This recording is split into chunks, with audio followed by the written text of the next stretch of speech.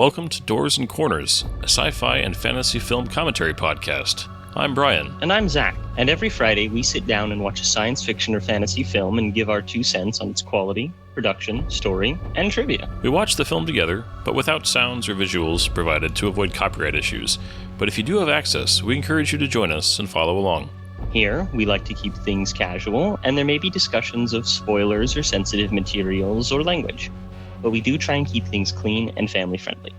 Ultimately, the goal of this podcast is to create the experience of us all sitting down and watching this movie together. So get ready to hit that play button, because we're about to get started. Damn Doors and Corners, that's where they get you. Welcome back to Doors and Corners. I'm Brian. I'm Zach. And we're watching the fourth movie, The Predator. Even though there's more than one Predator, they went The and Predator. It's not even like, yeah. It's just the naming conventions are like, just stop it. just start putting numbers on these things. Brian, just wait until you get to the next one. I know. Well, the next one's, Prey. That one's clever because they trick people into watching it that wouldn't have watched another Predator movie because of this.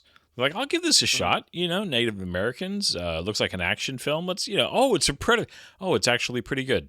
There we go. Yeah. So this movie is not because that movie was almost like shadow dropped because the weird thing about the following Predator movies after this one, because I remember when this thing was in production, it was like followed by a whole bunch of people just like, ooh, set photos from the new Predator movie, all these things. Prey and Predator Badlands, okay? Nothing was really announced of them at all until they're like, hey, here's a trailer.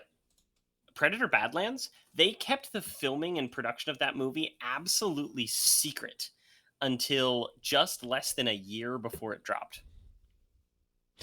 I think, Prey was well received. They would have had to have been in production on Badlands before Prey came out. Like, they didn't know the reaction for Prey, right? Because they were close, was it a year and a half? 2 years. Okay, 2 years. Maybe... They were talking about it. It was in pre-production, but it wasn't fully greenlit. Yeah, they had to have been in pre-production because it takes more than two movies. Two movies. It takes more than 2 movies to make one movie, Zach. Well, you say that, but Jurassic World what's the most recent one? Reprisal? Rebirth with Gareth Edwards. Rebirth. No, not with Gareth Edwards. It is Gareth Edwards. Less than a year and a half. Yeah. Well, when you hire total a director everything. There are a few directors on the planet that can do that. Gareth Edwards is one of them. And I did not hate that movie. It's not good, but it's better. I didn't see it. I didn't bother. Okay. I liked it better than the second 2 Jurassic World movies. Again, I'm not saying it's good, but when we get to Jurassic Park, we're going to have some words. It's really hard to be worse than that second Jurassic World movie. Oh, yeah. Whenever we get to that franchise, I feel like we should just binge the whole thing. Just submit ourselves to 7 movies in a row. Oh, God. Just be done. Just be so sick of dinosaurs. There's only one great movie and 2 good movies in that whole series. But yes, you're right. There definitely are movies that can get made faster. I still haven't watched Badlands. I need to. I've watched Prey. I liked Prey. Badlands... anybody's curious, we're talking about these right now because we are going to wrap up Predator in the next 2 weeks. So we are going to go right into Prey and Badlands. And then I'm sure there's more Predator stuff coming at some point, right? Hulu's already officially announced it, or Fox, Disney, whoever owns it now. Okay, so, yeah. The thing about Predator is that this is the only actually bad Predator movie. If you're counting... Yeah. Alien versus Predator, that's another thing. Requiem is worse than this, although I would watch Requiem. I would watch it before I'd watch this again, even though it's a worse film, if that makes sense.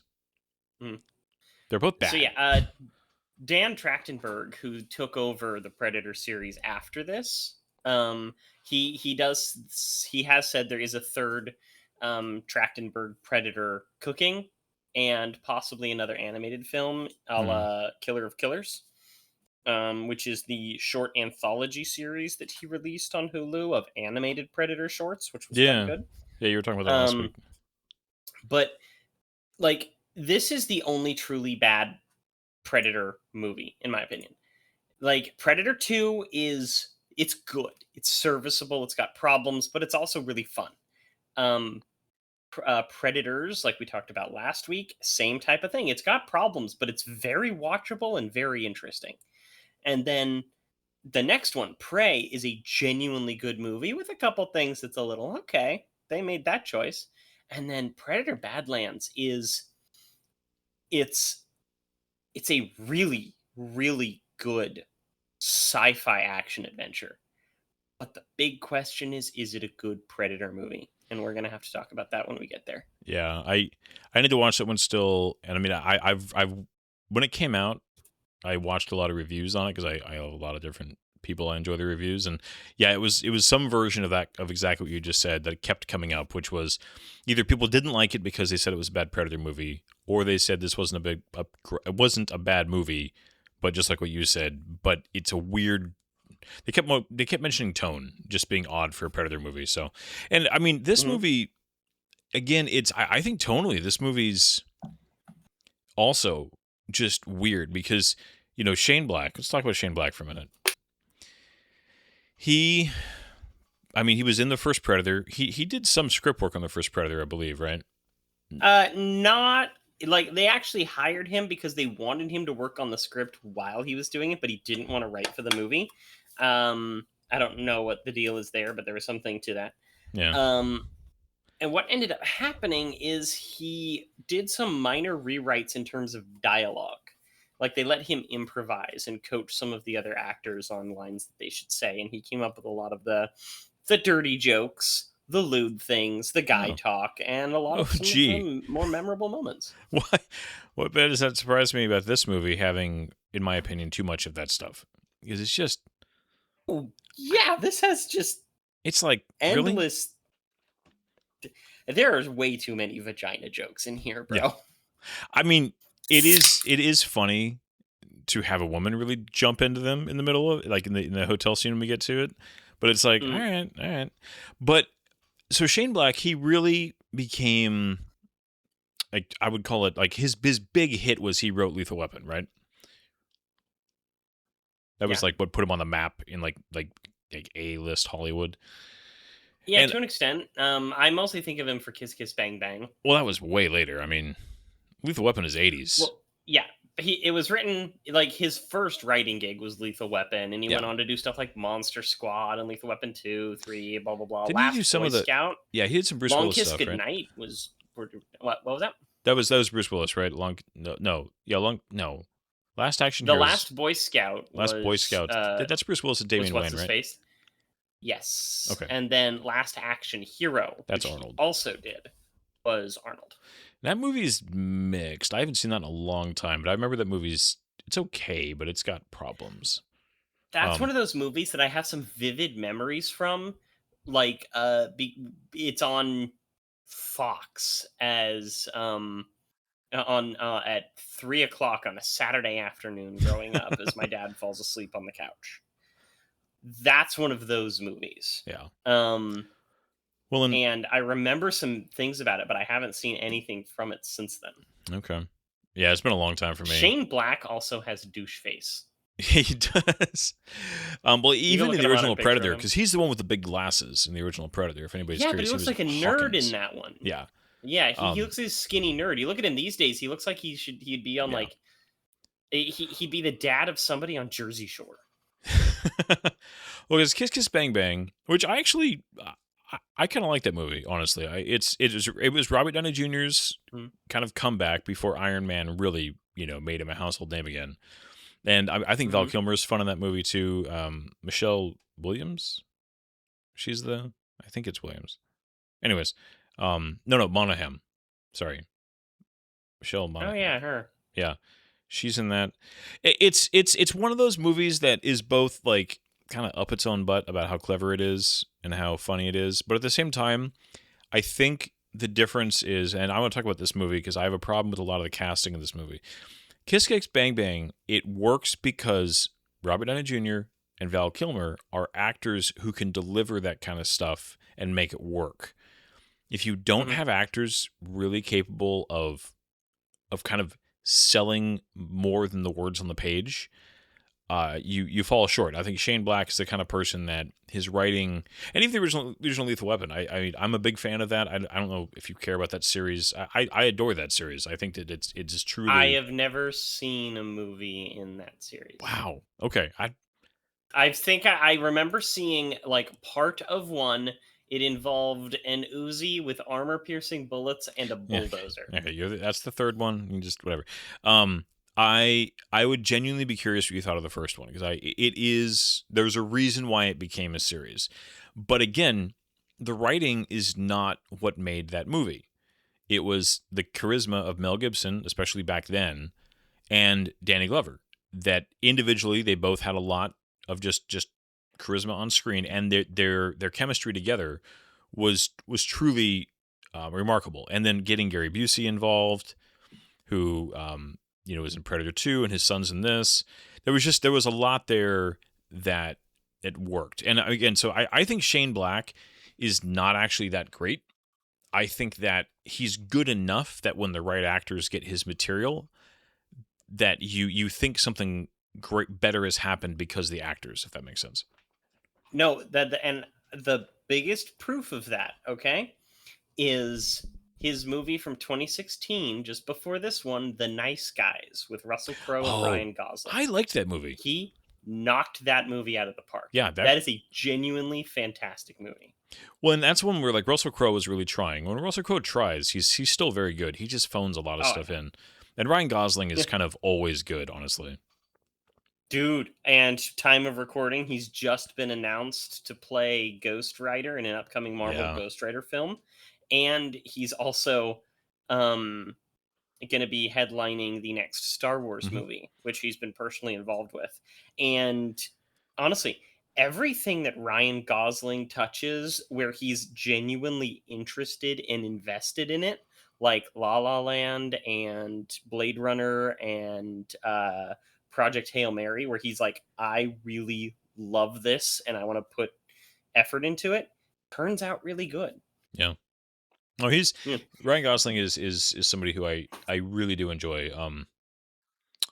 And he was like, gosh, he was like one of the Disney kids back in the day, wasn't he? He's been acting since he was like 8 or something, wasn't he? I think he's been acting forever. He seems more well-adjusted than to be a Disney kid. It helps. Have you ever seen? It helps when you're a guy Crazy who wasn't Stupid molested. We know of. I better say Disney unfortunately has a rough past of that. Have you seen the movie Crazy Stupid Love? I was wondering if I should bring that up. My first memory of a Ryan Gosling film that really stood out to me was that movie. And does Taryn ever told you the story about this movie? No. So I had just come back to California after getting divorced. Like, my divorce was still in process. And I wonder if she listens to this, she'll remember. And she doesn't forget much. Yeah, I mean, and so one of the first memories I have is hanging out with Dan and Aaron and Taryn. And I did not know Taryn very well at this point. And I'm sorry, Taryn, if I'm telling stories on the internet about you. But you were part of the group we were in that night, and we all went and saw it. And I like had a visceral reaction to it, I assume. I was very raw from a divorce. And Dan and Aaron, who are just my favorite people in the whole world. Sorry, Zach, you're second. Valid. Had actually been like, hey, here's somebody that you might enjoy hanging out with, like, and nothing like weird, just here's somebody who we really, dear friend of ours, you might enjoy. Zach's sister, who you really never got to meet. I think I'd met her once or twice, but it was one of the first times we'd ever. And so I did not do well in that movie, even though I actually think it's a pretty good movie. I like almost all the actors involved. But just the opening scene where she's telling Steve Carell, Julianne Moore is telling Steve Carell that she basically cheated and everything, and he's just like, stop talking. Literally, just like jumps out of the car. It's like rolls out of the car. Yeah. He's just like, it is so, because it was so raw about divorce and about that about being cheated on and everything that I had just been going through the last few months, which was that kind of stuff. And it afterwards, we ended up sitting outside of the Borders on Douglas. I think we got we either went to Starbucks or like an ice cream place, and we were just like chilling out around like one of the tables, out in front of like where Dos Coyotes used to be over at Douglas and the Borders and stuff. And just they were trying to cheer me up, and they ended up making me laugh so hard. Dan and I got into a who had the best like toe pointing pose, like kind of that like femme fatale, and just laughing and being silly. And that night seeing that movie, which triggered me hard. Your Amazing Sister and Dan and Aaron, who are just, again, the best people ever, all made me laugh better than I had in a long time. And it was it ended up being a great night, even though I was very emotional sitting through that film. So I'm sorry for story time here in the middle of a Predator podcast, but there you go. Well, what that comes down to is the fact that I like Ryan Gosling. I think he's great. He You did tends not to do ask really for well that story. in things. And I mean, we all have stories like that, man. I could go into my own, but I will refrain from that. But let me tell you, for the whole ending scene to Crazy Stupid Love of them all like getting all of the wires crossed, and then it ends in just a fist fight because of Kevin Bacon. It's just Kevin fantastic. Bacon. And I wish Predator could get Ryan Gosling to lead a movie or something, because it would end up markedly better than this pile of garbage that I'm genuinely not looking forward to watching, but we're gonna power through so that way we can get to the far better Prey and Badlands. Yeah, Badlands. Because, as I was telling Brian before this, the option to rent this on Amazon was $2.99.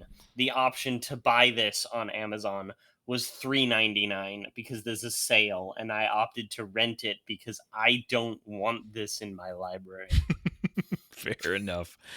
Well, why don't you give us the quick rundown of cast and crew, and then let's jump into this thing so we can get it over with. But hey, as much as we want to get the movie over with, we hope you guys enjoy our ramblings. We thank you for listening to us. Yes, we ramble, we rant, we tell stories, and we criticize from a point of non-expertise, which is the best type of criticism. Oh, yeah. That's the internet. It's the only kind there is. Bingo, bingo, bingo, and this is The Predator. The Predator. Not Predator, not Predators. The Predator. Like the Batman. No, there's no The Alien movie, is there? Didn't make 2018, it better. rated R, 1 hour and 47 minutes. Thank God it's that short. Directed by Shane Black. Written by Shane Black and Fred Dekker, which means this movie was made by Black and Dekker. Starring, of course, Boyd Holbrook, Trevante Rhodes, Jacob Tremblay, Keegan-Michael Key, Olivia Munn, Sterling K. Brown, Thomas Jane, and Alfie Allen. There are others, but there's not really a lot worth mentioning in that particular group. Who's the Theon Greyjoy actor? Maybe a nice little cameo by Jake Busey, and there was going to be a larger role for somebody that Brian and I both like for various reasons, Yvonne Strahovski. Oh, yeah. Who's the actor? He's Theon Greyjoy. He's one of the idiots, right, in the bus? Yes, that's What's his name? I said his name, Alfie Allen. Okay, I figured you did. I just couldn't remember what his name was. Yeah, because he actually had a much larger part in this movie, and they cut most of his scenes because this is when he was riding high. I'm about to say, 2018. This is when Game of Thrones was still good, right? It was winding down in terms of good, but more importantly, he had just played the primary antagonist in a little low-budget action movie called John Wick. John Wick. Yeah. He stole John Wick's car and he killed his dog. I'm sorry, son. Yeah, you're gonna die. He's the one who killed his dog, and we were all happy to see him go. Oh yeah. He plays Swarmy really well. Yeah, he gets a tiny little bit in this. I mean, he has like a card trick, and then he just gets his arm shot off and lives just long enough to warn the others in a weird thing that doesn't make any sense on a chronology. Anyways. Dude, the chronology of this movie is so bad. They just teleport. They literally teleport around. The question is, how long was Boyd Holbrook digesting that alien tech because the mailman said he hadn't paid his stuff in 5 weeks, and it shows him swallowing the alien cloak beforehand, hasn't paid his bills in 5 weeks. Then later, he throws up the alien tech. You think he throws it up? I assume that he had to clean some poop off of it. Oh, I figured that he vomited it up like in the Incredible Hulk, but maybe he popped it. I mean, at least it was spherical. That would be better than other things you can ingest. How long was he digesting that? I don't know. Did he have that in his? Was he storing that up his butt for 5 weeks? See, I'm not sure you can take the 5 weeks from like when he mailed it. I think he just forgot that he hadn't been paying his bills, or I don't know. It doesn't make it. The timeline is garbage in this movie. But with that, please support us as we watch bad movies for hopefully your entertainment and your enjoyment.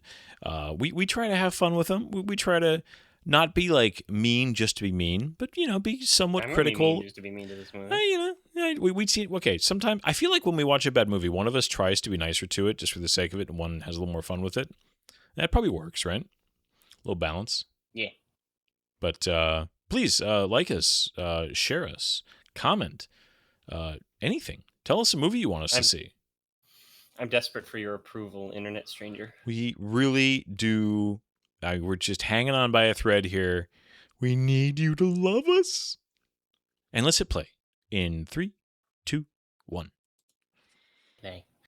Play the tale. 20th Century Fox. When did they get acquired by Disney? This is one of those things where yeah. I'm saying, do you remember when? There was it? They got acquired back in 2020, wasn't it? Was it 20? Okay, so this is still before the merger or the acquisition. I'm certain. COVID still throws my entire timeline of the last 8 years off. Okay. Oh, but what were you gonna say? This TSG Entertainment opening, so many people understand it now. Yeah. Thanks to Christopher Nolan. Post Odyssey, so many people are just posting on the internet oh my god, I understand this now. They've been watching it for years and never bothered to just Google it. 2019. Okay. Oh, come on. With all those different freaking openings that they have for movies. No. You're not just going to sit there. You're just looking at them going, what pretentious crap is this? I like this. Yeah. I immediately, want to be like, why couldn't it follow? Oh, and poor Hubble. Just boom. Hubble bubble. Just gone. They have the James Webb Telescope. Actually, no. This is technically supposed to be taking place in 2007. Well, Hubble that's something that was in the script and it was in the novelization. Because weirdly enough, I have actually read the novelization. Why? Because I got it for $2, and I had heard the movie was bad, and I'm just like, maybe this is going to be a better one. Because some of the Predator novels are good, some of them are terrible, and some of them have no idea how guns work. So they immediately hear focus on this pod thing. It's supposed to mean something. And then... Yeah. Okay, so when he crashes, does he just randomly lose his gauntlet and his helmet? Yeah. He takes them off? But is...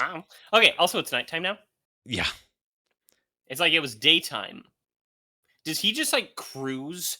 His ship is just falling apart and he's just cruising 200 meters above ground all the way until nightfall, then he crashes? Maybe.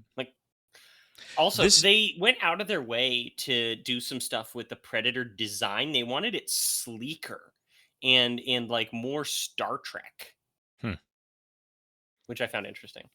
See, I immediately think they're in Narnia here because there's one random lamppost in the middle of freaking nowhere. Mm-hmm. It's these drug dealers, okay? It's this is where you're gonna meet. Let's meet up. You know that one place? It's the muddy road with the one street lamp. Yeah, the muddy road with the street lamp. Okay. Seems like a good place to meet. Yeah, you're just asking to have something happen here. It's just and of course you immediately have to be. And this is where again the whole this guy. The only thing I can remember him being in was like the guy in Logan, right? Like chasing Wolverine. Yeah, Boyd Holbrook. Yeah. Because Boyd Holbrook, they kind of, or Holbrook, sorry. They thought he was going to be pretty big. The big thing around this time is that he was in Narcos. Oh, I never watched that show, but I did hear about it. Yeah, and he's a good actor, especially if you go watch what we just said, Logan. Like he's really good in it. He might he's be in a the good actor. Justified sequel, City Primeval. He might be, but again, he's not an actor good enough to pull off this dialogue because I hate him in this movie. He's so just obnoxious. I don't think he's a good lead. I think that he was the wrong choice. They talked to a whole bunch of people about leading this movie, like a whole bunch of people. The one that was apparently most interested but couldn't do it due to scheduling conflicts, probably because of The Last Jedi, was Benicio del Toro. Ooh. Yeah, it would be. Wouldn't that have been crazy? Okay, that would have been interesting, actually. Yeah, they needed somebody, but again, it's the whole somebody who considers himself like this guy. You and I both have had the pleasure of meeting and talking with some pretty skilled guys in the military. Correct. And this guy just does not remotely remind me of an actual tier 1 guy. He reminds me of a much lower end guy acting like a tier 1 guy. You know what I mean? Or acting what they think a tier 1 guy is supposed to be like. Yeah.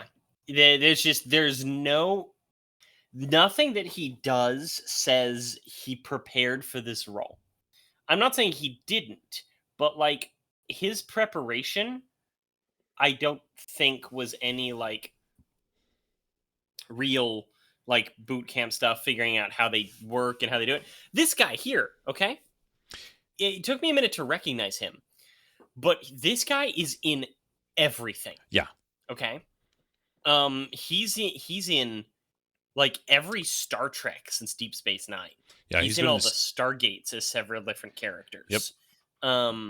Lucian Alliance guy. It's just Lucian Alliance guy. He was a bounty hunter in SG-1 also. Oh, that's right. Yeah, he was on Shepard for a while. Not Shepard, Jack. No, that was the one where it was Daniel Cam. Was the whole like, my name is Hans Olo. Yes. Anyways, yeah, he has been in a bunch of stuff, but it's just this whole. Okay, this is also like this opening isn't terrible, but it defeats the purpose of everything else coming after it. This predator wants to give them, like, according to later in the movie, this predator wants to give them something to help them stave off invasion, and he's just like, let me test you guys first by attacking you and seeing how well you're able to defeat me. Yeah, the way this predator acts does not line up at all with what the plot says about him later.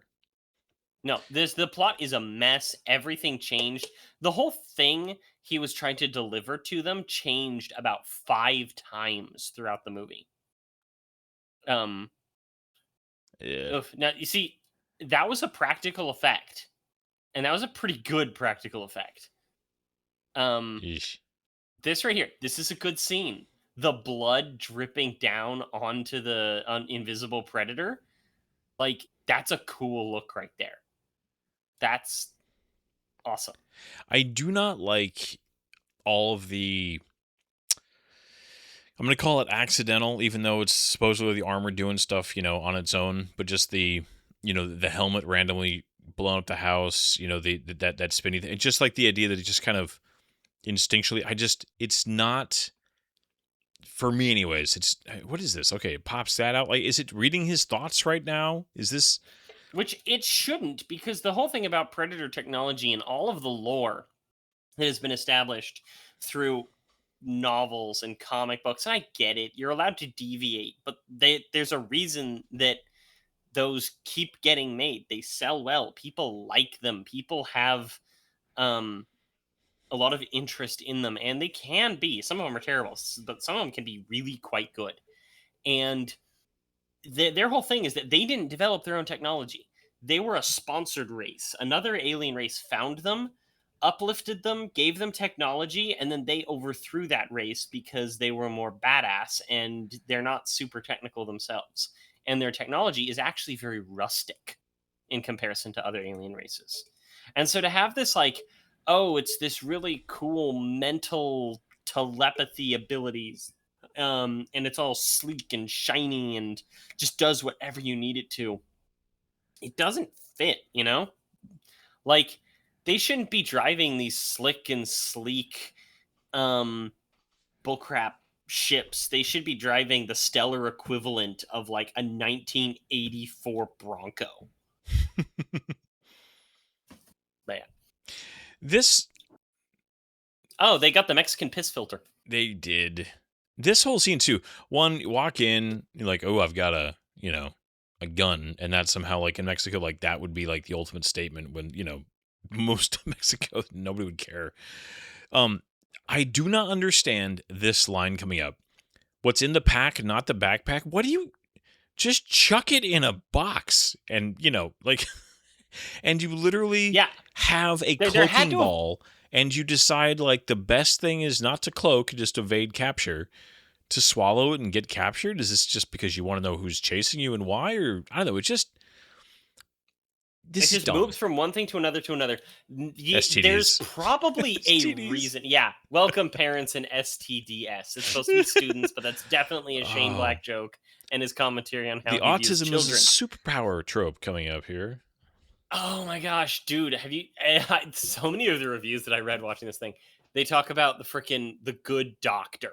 Have you seen the Good Doctor? I'm familiar with it. I've never seen an episode of it, but I am familiar. Freddie Highmore is an autistic doctor, and it's like a superpower and a curse all at the same time. Yeah. I hadn't actually seen anything from it. I'd only seen like little clips and stuff. I'd never seen anything of him talking in that show.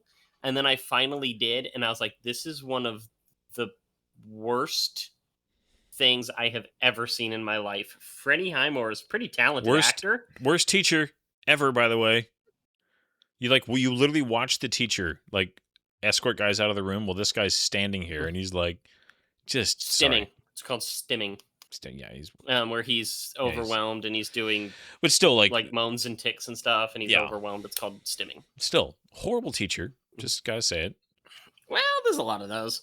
Yeah, I know. Especially when it comes to kids with autism, they're just like, I'm not paid enough to handle this, which sucks. Yeah. That these kids are real bullies because they set off the fire alarm and they knocked over the chess pieces. Yeah, look and they've out got for backwards them. hats. Oh yeah, this is like there's something to the bully design, especially in this era, like late 2000s through 2020. The bully design was like these kids. They're in hoodies. They're a little bit overweight, just a little bit. And they have them standing there with their mouths open and weirdly like wet red lips. I'm serious. Just watch some of these like TV shows and movies. He sets up one of these chessboards in a way that it couldn't have been set up. I forget which one it is. There's one where one of them's not quite right. Well, one of them, there's a pawn back on its own line, which is impossible in chess. But, it's fine. I also, too, like, all of a sudden, he's, like, fine. The other thing about this kid, too, I mean, despite just the, that dog finds him later, that he quite literally is hanging out in the middle of gunfights later in this movie and is totally fine. That's, okay. So, as somebody who doesn't, I'm not trying to say I understand it, but this movie is presenting this way. Yeah. And it doesn't make sense as this movie presents it. I get that, to an extent. One of the things here is that, like, you mentioned, now he's fine. He found a task that interested him, which was fixing the chess pieces. And he instantly did that, and he did it to something that he found satisfaction, and then he was fine to keep going. That's actually fairly normal when you're dealing with people with special needs, especially this type of autism, which here they call it Asperger's, which that is now considered an outdated term as of the DSM-5. And it's just like a certain intensity of the spectrum.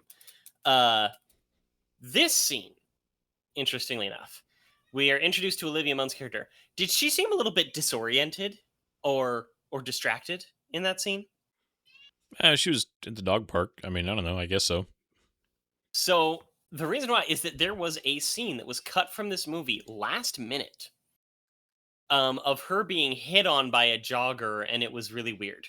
Okay. She demanded that that scene be cut because she found out that the guy playing this jogger who hit on her was a registered sex offender What? who was hired because he was friends with Shane Black. Okay. And she felt that was incredibly inappropriate. And days before the movie was going to be released, she demanded that it be cut. So that's a thing. But yeah, here we have Yvonne Strahovski in Her holy probably her most jeans. homely looking role ever. Yeah. You know, she's not Sarah from Chuck in here. She's not she's not Miranda Lawson from Mass Effect. But she's still just this like supermodel looking housewife. Yeah. It's weird. Her voice I guess is also her big very thing distinct. now is the Handmaiden tune. Yeah. I mean, I think that she's trying to be a good mom here, right? You know, she's like trying to find someone with a mask. You know, there is a little bit being said here that she does, you know, it's and she's not mom because she's got a bunch of nude paintings in the corner. You know, that's like her hobby, I guess. And it's, but it does show that she's trying to help her kid, I guess, you know, and she's not portrayed as a bad mom. And later on, when the government agents are in her house, she's not, you know, she's not like a pushover. Okay, I forgot. Yeah. I wanted to mention it when he first landed. So I really like actually Sterling K. Brown. He's a good actor. Oh It yeah, just- he's fantastic. He's just not good in this movie. The way he's written, his character is never given. His character needs to be given something, a scene, a story, something to establish why this guy should be taken seriously or taken, you know, he's just, there's nothing. He's a lot of talk. He's like, again, it's a weird mixture of like, you know, serious, like I'm gonna, you know, kill you and I don't feel bad about it, but also I'm cracking jokes and I'm eating Nicorette gum like they're about to discontinue it. And it's just, it's a weird character on the page. And again, I'd be curious what might have been cut. He's a good enough actor. He could have pulled off a lot, but his character is just a nothing. And his death is just stupid later. I mean, it's just, I actually had to like, because I was watching this with my, with Ashlyn. And I like actually like, did he just die? And he's like, yeah, he just blew his own head off. Like, okay. Because it happened so fast. It took me a second to like, okay, no, that really just happened. That's really what they just did. Okay. Mm-hmm. That was a choice, I guess, to do like your main human villain. Okay. It's just, he's a pointless character because he's not ever actually a real threat. Even and when he's not, even when he like, has even a real character. Like, no, he's not. There's no backstory. There's no pathos. There's nothing interesting about him other than he's just obsessed and he's he's weird. Yeah. Okay, But as an like, actor, man, he's so good. Oh, There's yeah. a whole bunch of people that felt like he should have played Jon Stewart, the Green Lantern. he would have been phenomenal in that role. Yeah. I always thought like he's one of those actors, kind of like Ming-Na, that I feel should, like, if they cast him as a captain of a starship in Star Trek. Oh gosh. Damn. Yeah. No, he does quiet authority so well. He's just, I watched there was a this is a weird reference, I guess, for him specifically, but there was a stage recital of an episode of The West Wing that was done for its anniversary on HBO Max, and he played the John Spencer character, Leo, and just was so interesting to watch him just live bounce like in a stage environment. He was so good. And John Spencer was a fantastic actor in that show, but I was like, that was something that really stood out. Did you see the Paradise show, or just Paradise, I think, on Hulu? No, I've seen things on it, and I've kind of always meant to. Yeah, he's very good in that. But yeah, he's one of those actors that, you know, he's good. So okay, here we go. So they need him to disappear, but they can't kill him apparently. So they put him on the loony bus with a bunch of psych ex-army guys, right? That's what's intended to be happening here? Hmm. And And it's there's no just coherent reason. it's just like, and it's also so Oh, fast. Like there's all of your a sudden, man crush. I do. I like Thomas Jane. He's just fun. Yeah. Although I feel like you get a little bit of his Miller performance in this performance. You know, kind of the same, a lot of the same intensity as far as just Mhm. the little his cadence and stuff like that. Even though, okay, so how is this as a? You said Shane Black's has Tourette's. How is this as a depiction of Correct. someone with Tourette's? Oh,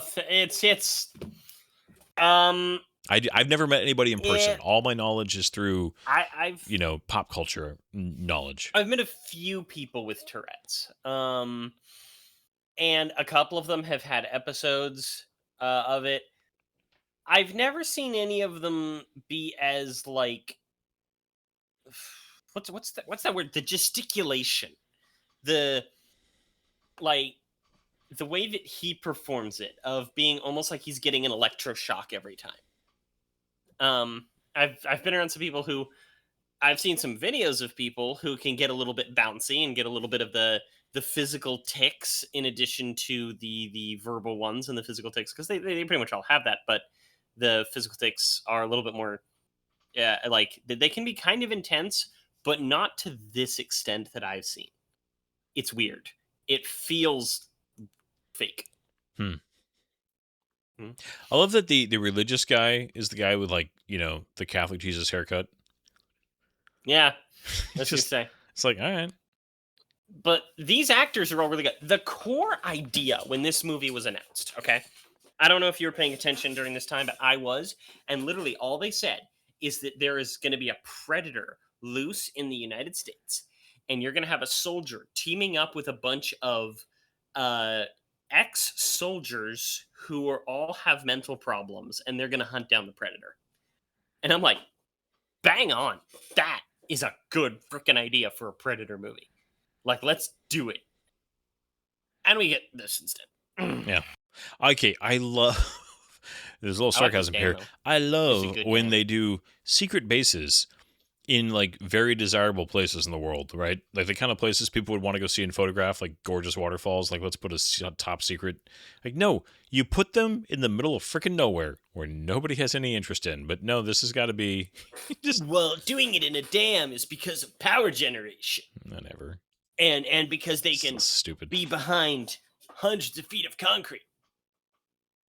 Okay, I there was a lot of criticism for this joke in a lot of the reviews. I liked it. Is it just your imagination, or is this haunted room actually stretching? The only Every reason time. it works is his reaction every time. Like I could just like, yep, this is because we've all met the kind of guy who just likes to tell the same joke over and over again. So That's me. it works because of his reaction. If that guy hadn't looked at him and been like, really, again, or every time, I don't think it would have worked nearly as well. Because I think again, it works when the movie's kind of pointing out the fact that yeah, it's one of these guys who just he really thinks this is funny every single time. So this we have the introduction of the character of Sean Keyes, who was of course played by Jake Busey, who had a much larger role in the movie. There was an entire subplot or major plot in this movie that was deleted that featured a general played by Edward James Olmos. Ooh, He was almost in this movie. He filmed his stuff, all of it. It involved Jake Busey, who's supposed to be the son of the character of Keyes from Predator 2, who was played by his father, Gary Busey. And it's just like, yeah, it's there was so much they could have done with that. I want to know what the whole plot was with the general played by Edward James Olmos and what they're going to do with the character. Instead, he just kind of doesn't do much and ends up leaving. so this whole okay, what do you think of the I mean, I guess it's accurate technically, but the whole it's not actually a predator what you're describing. It's like a sportsman or something. The idea like the predator name doesn't actually fit technically. I don't know. Do you think that's actually Yeah. like clever or funny or just annoying? It's one of those things that's been pointed out in the Predator fandom for a very long time. And because it's true, a sports hunter is not a predator. A predator is an animal that hunts for food. It's something that hunts lesser animals for out of necessity, while a hunter or a sportsman um, hunts out of boredom or out of desire. I love that she goes with bass fishermen for all the sports hunters. That's a. I also just okay. This movie's full of tropes that I just are annoying because again we've talked about this many times. Uh, A good movie gets away with small things if it's good. A bad movie takes all those small things and they stand out worse because the movie's not good enough for them. And this movie has so many like the trope here of it's restrained by something that wouldn't possibly do any good if he woke up, as demonstrated later, and he wakes and there's not even an attempt to be like a machine malfunctions or somebody's like here to actually sabotage the thing because they want him to wake. Like there's nothing. It's just he's waking up. Like what kind of retarded, just idiot government people are these that happens with just out of thin air? Like when you have this level, there should be an extreme level of competency going on here, and it's just like no, never mind. And again, Sterling K. Brown is playing a character who he's a great actor, but it's just he's an idiot. Is his character. Mhm. And Olivia Munn is, I mean, I get that she's like, kind of trying to play like a confident and excited version, but it's, I don't know, it's just, none of it works. She doesn't, she's playing too many different types of roles at the same time. You introduced her just out walking her dog, in a pretty metro area, nothing crazy. Again, if you had introduced her where they had to go they hunt had her cut down, out a significant scene that was supposed to kind of establish who she is. And well, her that would have balls, worked better. as you could say. Give Mhm. something. The same thing with like these guards when they get overwhelmed by the prisoners, just acting like I mean the cliche, dumb guards going into a situation, with like keys and guns on them with like just there's so many cliche idiot moves by other characters in order. I mean, like so many things happen in this plot because people make bad decisions. And again, you can get away with that to a certain extent because people do make bad decisions. But this movie Yeah. way overdoes that trope. Yeah. Yeah. No, I agree. That's a good way of putting it. That's too tropey. I hadn't even really thought of it that way because it really is. Well, even Um, all of these characters are just they're just you can label them all. Oh, it's the explosives guy who can fly a helicopter. It's the it's crazy the religious guy, It's the religious guy. the gross guy. Yeah, the guy that actually is like, really you can count on him, but he's got some dark past, going on. The guy that's Mhm. right by him, you find out later tried to kill himself, and it's just, Mhm. yeah, it's so tropey and cliche. Again, it's like Shane Black is just riffing on the stuff that he did okay in other films. Mm. Now, this guy, though, Jesus, who we said earlier, Augusto Aguilera, I've seen him in a few things. He's actually a very good actor. That's one of those things. Like, there's something to his performance when you got a good director on him. He has this like genuineness to the way that he acts that makes him very believable. And I don't know, it's just seeing him in something like this where he's just not really used. Eh. Also, like, this whole thing of the kid, my autism allows me to take control of the alien ship. Well, the I'm idea smart enough to figure that this stuff out, Predator's like gauntlet thing could like take control and like decloak it. One, the fact that he just like flew into Earth not cloaked for a long time, that Earth would have. This is not the 80s. We would have picked him up really fast, and it's the same thing when they do the whole the helmets can like link with each other and see through each other's eyes. It's just all of this totally kind of out of nowhere revisions to how their tech works. Yeah. Apparently they're very networked. Really well networked, and there's no two-factor authentication for uncloak the ship. Yeah. Well, it's up there when we were watching okay, man, movies love destroying F-22s. They just they have an obsession with destroying F-22s. Right? and having them this is one fly of wingtip to wingtip everywhere. And I get that Yeah. it looks cool, but it's like I was over it in Transformers, and at this point, it's just annoying. yeah. No, I agree because this is one of the ones, one of the Oh, he's awake. uh few movies where if they What are they gonna do? Hold him? right? What are they gonna? These scientists. No, look at the poor scientist. Oh no, he got bitten. This is okay. Interestingly enough, this is the first time the Predator has ever bitten someone in any of the movies. um, and oh, but the whole F-22 thing. This is one of the only times when I'm like, okay, that makes sense that they would be in close quarters battle with the thing because it uncloaked right in front of them instead of them engaging it from just an absurdly close range. You know, this whole scene had the potential to be really cool with them like him like tearing through this whole lab, but it's just not filmed well. And No, what's it's with the like rotating Dutch angles? yeah, it's. I mean, it commits to the rated R, but again, too, this Predator, and I get that he literally woke up, being strapped down, so Mhm. kind of a bad spot. But again, this guy is It depends supposed on to what be you like. like, actually here to help. He just murders everybody. Yeah. Um, do you consider this gratuitous sexualization? Um, no, because I think that if they actually, I was surprised.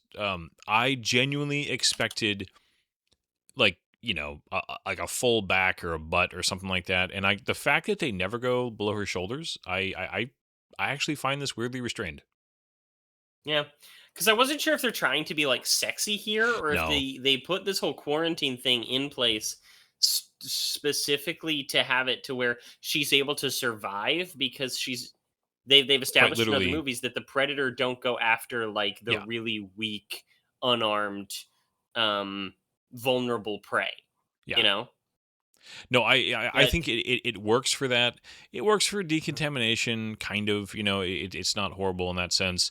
I if they had taken the opportunity, which again, I'm like kind of weirdly surprised Shane Black didn't because he's done that in other movies. I, yeah. I'm I'm I'm not complaining because I think that it's better for not doing that. But it actually surprised me that it had as much restraint as it did, and it wasn't completely ridiculous based on like the story. Mhm. Of So he all the just used things the that are mask stupid from in this movie, Predator that's 2. very low on the list. Yeah. Yeah, the whole He network. okay. One thing that we skipped over is that they go through this whole gallery of artifacts, and they have artifacts from Predator, Predator 2, Alien versus Predator 1, and Alien versus Predator Requiem. Like they went ham with the props here. Um, and I thought that was pretty interesting. He uses the helmet from Predator 2 to wireless network connect to his helmet. Which did you notice the texture of his helmet is weirdly like it looks like plastic covered in an epoxy spray. Well, I was gonna say that the helmet the kid pulls out, like the one he came with, the close up Uh-huh. shots makes it really, really look like a high quality plastic. It does not look like metal. Yeah. But Drives me crazy. yeah, this also and I get that at this point he's got some level of armor on, but and he does have a few, like, to be fair to the film, he has a few little green spots where a bullet actually did impact him at some point. But the Mhm. weird ability for I did like that of predators that they are now basically bulletproof. There's no tension of the hunt anymore. It's just there's so much automatic weapons fire where they can see Mhm. the predator. I mean, there's a lot of automatic weapons fire in 1 and 2 where the predator is invisible, and there's panic firing and there's suppressing firing where you're not really Mhm. but this is a lot of firing, again, supposedly by really trained people that do jack anything. And it's Mhm. an odd it's an odd place to take. Even the big predator, I get that one a little bit, even though I still think it's dumb. But this predator, I Mhm. mean, they showed a stairwell full of guys, and they had switched from UMPs, which fire 45 ACP, to full on, AR-15 style rifles. So you've got, Mhm. a much higher velocity round that pierce greatly. And it's weird to just be like, the Predator's not even trying to hide or evade. It's just tanking it all, and it's dumb. It's not tense. No.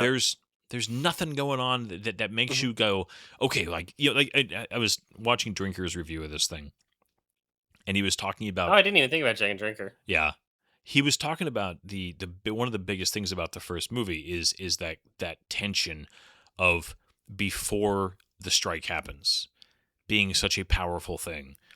And Yeah. these movies, these newer movies, have completely forgotten how powerful anticipation can be to make your movie interesting. And this movie is the opposite. This movie is just loud and obnoxious and lots of gunfire and just jokes, jokes, jokes.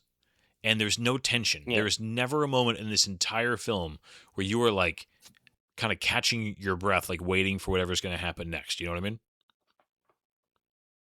Yeah, but like this right here, this like them taking the bus and all that stuff. The idea of these mentally ill soldiers who feel like they're just going to be institutionalized for the rest of their lives with all their various problems, and literally their motivation is, "You guys want to kill an alien? Hell yeah!" That's good. It is fun. That's fun. This That's group does have interesting. some moments. Yeah. One thing I'll say: this Predator actor, okay, he's a guy by the name of Brian A. Prince. He's a stuntman and actor, and he's 6'10", I think. He's absurdly tall. Yeah, 6'10", and he's also a parkour expert.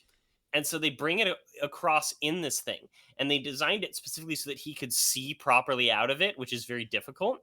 But he's doing these stunts in full costume. And That's I awesome. really respect the production and filming and acting talent that goes into this, despite all the other issues, because he's great. This is a really good performance by an actor in the Predator suit. That's one of the things, though, that just pisses me off, man, because there are a lot of films that are Mhm. bad that when you dig into it have some very cool, very dedicated people that really gave it something special. Yet they were in a movie that's so crap nobody cares, and that's it's just it's very unfortunate to those men and women who have it. Just I do. I actually like that. oh. She like as a plot device, her accidentally tranquilizing herself in the foot. That's funny. It is. That's interesting. That's It's- human. Yeah. Oh I no, like that. Oh gosh. But yeah, you know what I mean. Like something like what you just said. I have no doubt that that's true. And a lot of times you'll find stunt people, effects people, production design people who just love their job and worked very very hard. I hate that so much. Sorry, But just like, to get to the get to the choppers choppers. and its motorcycle. I find that cringy. You're Just stupid. absolutely. But the scene, like, she tranks herself in the foot. He's telling her to get down, and like he's gonna catch her. But the guards are coming, and she's like, she's high because of the tranquilizer, and he needs to run. And the moment he turns his back, she jumps off so he can catch her, and she just falls face first into the ground. The way that it's filmed, that was funny. I Yeah. liked that. Like everything with these characters, like meeting and their interactions, it's not perfect, but much like what we were talking about in some of the other bad movies that we've watched, if this movie wasn't so egregiously bad in terms of writing and plot, it wouldn't be that we would look at some of that and go, "That's great, that's Oh awesome, yeah. what a No. great part." In a great movie, get to the chopper Mhm. and have it be motorcycles. Mhm. I would chuckle at if this was a great movie. What do you think of this joke? It's stupid. Like, I mean, it's like the I actor hate playing it, but the actor playing I the like driver, it. he does nail that line. I like that. Like that was Mhm. his like just you effing guys. So, for those of you who don't know, the scene has a predator jump into the back of a truck carrying a bunch of soldiers, and he massacres them. But he does so kind of quietly. He strikes so quick and effective. And the oh, he's holding the bag. There's some deleted thing where he gets a hold of the bag, which would make sense of the bag thing. But the joke has the driver knock on the truck and turn back and say, "What are you guys doing back there? Everything okay?" And the predator takes a severed arm and reaches it through the window into the cab with it giving a thumbs up. And he's like, "Oh, you guys." And he continues driving so the predator can make an escape. It's stupid. It's bad, but it's also funny. But did you Again, notice that in that this would other be scene, it has the other predator coming out and he holds the bag out to the dogs.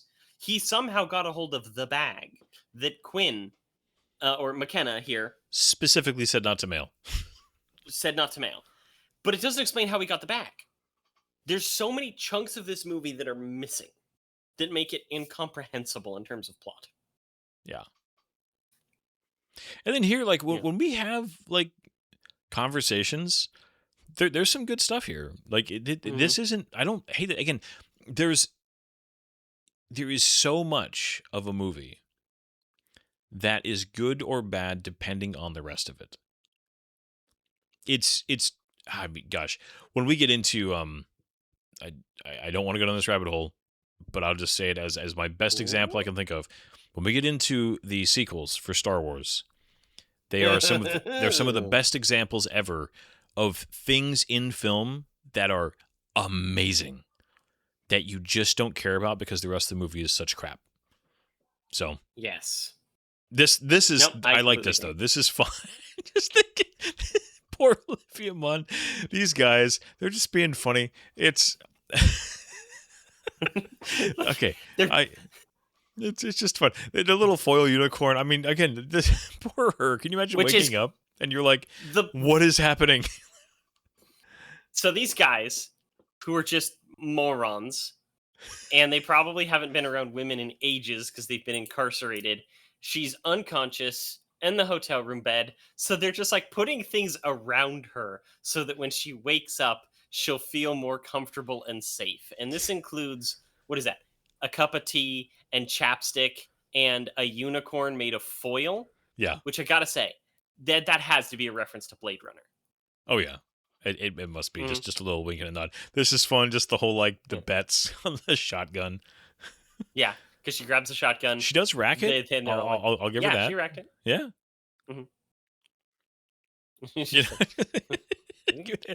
And then click. you would have shot him. Their reactions are great. Like these guys sell it.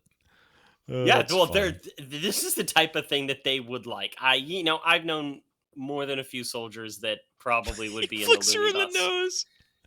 nose. And yeah, Oh, he has um, oh my gosh. yeah, so she takes the gun and she shoots him, but it's unloaded, and they're all like super happy that she pulled the trigger because now they trust her. They know that she's got balls. Yeah. And he just pulls the gun away from her and flicks her in the nose. Oh gosh. It's funny. It's good. Oh yeah. No, this is one of the best. This whole thing though. How are you doing? Yeah. No, you just said I can't say it. I just can't say it. This whole exchange. I kind of want to watch this get filmed. He said you're pushy. He said you're pushy. You're pushy. It's like, oh.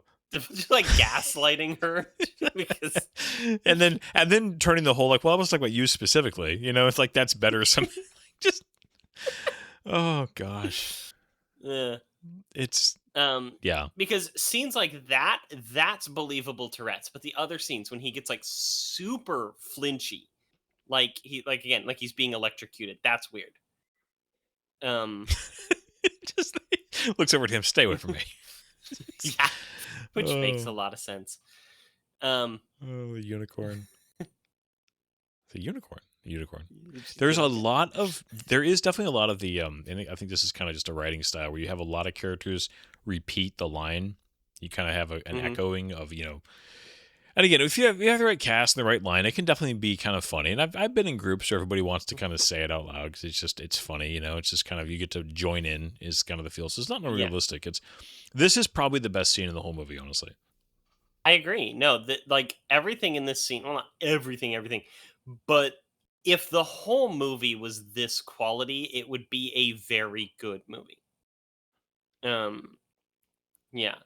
And again, they have this incredibly attractive actress in the form of Olivia Munn, but she's they they have the opportunity to sexualize her in many places in this movie. And they don't, but it seems like the type of movie where they would. And that's one of the Yeah. things as I'm watching this movie, I'm like, in other movies, she like wouldn't be wearing a bra right now because of how they established it previously, and they'd have her just like in this tight shirt and stuff like that, and they'd have characters like lusting after her in some way, and they don't do that. No. And there's a couple scenes like when McKenna Holbrook here pulls her onto the bike, the choppa. Um, it seems like a very intimate thing, but it's also because she's passing out. But it looks the immediate thought that enters your head is that there's going to be some sort of romantic connection between them, and thankfully there's not. Nope. They avoid that. That's like good on them. Fantastic. Now Oh, this he's is getting red light therapy. this whole thing though too of like, why is he getting like story time? Like, what activated this particular story time? But Right? also too, I guess there's definitely, you could write that this is like such high tech, insane armor that it's lightweight yet it's so strong. But I just Mhm. feel like the Predators would be wearing heavy freaking helmets, and the way that he holds Exactly. it gives Oh. gives it no weight. Really fast. Really great Easter egg in this scene. Okay. Off to the left, as he's trick or treating, there's going to be what looks like an extremely large lobster. And it is actually the suit. And it was colored that way. Oh, on that's screen. right, Van Damme suit. Uh-huh. That Van Damme wore during the filming of the original Predator. Yeah. And it's like it's such a great little Easter egg. That's just like freaking fantastic Easter egg. I do. I Um, remember seeing yeah. that in. I think CinemaSins pointed that out, and Yeah. So he There it like, is, rigged up right some. there. Oh yeah. He Yeah. rigged up some kind of a. I hate this look. This looks so bad. Yeah. Like the giant oversized helmet on the little kid. Honestly, this might be the most attractive Yvonne Strahovski has been for me, but that's this whole probably scene because of of like, just how much she's like weirdly done in Chuck. how Like, are, just who all are the- these all the people? loonies. The way that Thomas Jane like has that one picture just perfectly put. Like, oh my gosh. He's What is using his a right nude, hand doing? painting. Oh, He's gosh. using a nude painting, like one of those fairground things that you take a picture of your head through the hole. Just. I also love too that okay, this whole stuff where he's like, I'm gonna get going, and like half of them are like, oh, we're gonna stay here and watch TV. We're not. No, you got to help. Just kind of that you have a little bit of back and forth as far as how committed these guys are. It just makes it kind of where it's they at least leave a little bit where they're not just all instantly just fully committed. When it's like, yeah, this actually could be a little she pulls Just down happy the. to be free. Oh gosh. Like She she's pulls not. down like Remington immediately. He's like, let's go. Yep. And they're not overly disrespectful. Yeah. He's eating pickles just right out of the jar. Oh, what? He'd get along with my wife. She's one of those pickle people. She loves pickles so much. She eats so many stinking pickles. It's crazy. He will kill every single one of you. Yeah. You never see this rifle That is again, a by the way. good rifle. Yeah, I know, right? They like The so he guns randomly in, in the this movie are next so scene. inconsistent. Yeah, randomly in the next scene they like raid like a Midwest sporting goods store or something because they have like nice high end ARs. Oh yeah. So that's one of the deleted scenes I was talking about. Alfie Allen, Theon Greyjoy. Okay, he has an entire sequence that involves him. Like he's looking around at some stuff. He's out in public. I don't remember the exact context. But he gets into a fight with like a gang, and this guy's like thinks he's just this small weak little dude, and he absolutely knocks out this group of like arms dealers gang members, and the rest of the guys come to back him up and they're like, hey, these are some nice guns. And it explains where they get this like high end gear, but they deleted it. All right. Yeah, because it is just kind of shows up out of nowhere. I do like Thomas Shane's reaction though, where she gives him like, basically all of a sudden she turns into like a, well, yeah, he's got all these medals and confirming, and Thomas Shane's like, well, he sounds like he can take care of himself then, just the reaction of like, it didn't make you want to go follow him. It made you like, he's fine. And why is the one guy carrying around a picture of the sun? Is it so they know who they're looking for? But he's just Maybe? like cradling it in his arms like a baby. Just I'd like to watch TV with you sometime. I liked the couch. Just oh man. Okay, did they explain where the RV came from? Was this in the driveway earlier, or did they just okay? There's the gun again. As far as I know, they do not explain where the RV came from. The face with an aardvark. I just want to be famous. Just like, oh gosh. What is that? What does that bumper sticker mean? I'm not drunk. I'm loaded. I mean, loaded is another word for that, but I think it's a redneck It's a gun pun thing? of some kind. Yeah, I'm guessing. I don't Right. know specifically, but yeah, I would assume it's a gun thing. Also, just the little detail of them just coming in, and the first thing he does is hand her like a sandwich in a bag. Like little things like that, I find really funny. This I Mm. kind of hate. It's played for laughs, and it's like just one. Oh, okay, so this guy's a jerk or whatever, but like just At the weed house. immediately And- blow. Also, too, when did plasma casters like that is a freaking fireball? Like plasma Where did they casters get this are car? so. They were just in an RV. They were. Oh no! She pulled up in a in this station wagon. So the station wagon Oh. was shown earlier when she came home. So they just took her car. Okay. Just like ooh, what? But yeah, no, gosh. the addition of a plasma caster in the helmet is new. And one that just like automatically fires at anybody throwing an empty bottle can or whatever. I guess so. Yeah. But I mean, like, it's a little teeny plasma caster, yet it does more explosive damage than the big shoulder ones we've seen for several films now. Okay, there's a way that you can make sense of this. I don't care. If you look It's at the dumb. guy, if you look at the house, it was probably a meth lab. Okay, maybe. Oh gosh. And how did he get a police car now? Yeah, Like, he's just where like, do they keep and getting he's these vehicles? and he's with like the sirens going too, just to make sure he draws as much attention as possible. Now, this is the Mhm. dog that like jumped on the fence and scared him earlier, which I do like. Yes, because I'm a dog person. Aw. and the dog survives, right? He does. Oh yeah. You do not kill the dog. That's the real reason that Lost World In a bombed. Predator movie where you have Predator dogs with dreadlocks, That are they kind could of eat the pointless, dog. honestly. They're just they don't do anything interesting with them. They show up here and it's like, ooh, predator And dogs. why didn't but they use the hounds from the last Predator movie? Why did they say they have to switch to this new breed of Predator dog that looks like they have a dreads. dog had sex with a monkey that had sex with a Rastafarian? And they don't. Yeah, they just A again. greasy. I Rastafarian. will accept these guys being able to tank.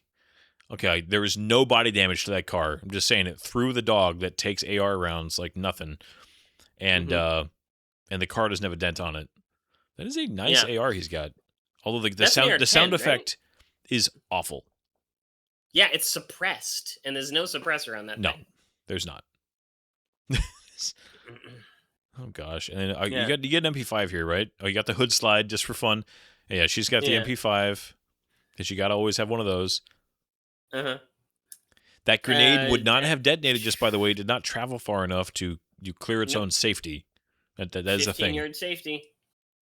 Because that's like that's one of those, what do they call that? Like the LGM Yeah. or whatever.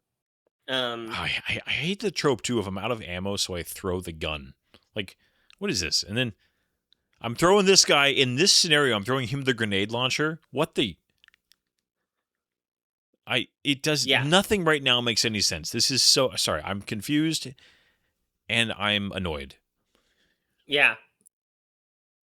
And then this guy randomly and then- has like the bolt gun here. Walks up to him like,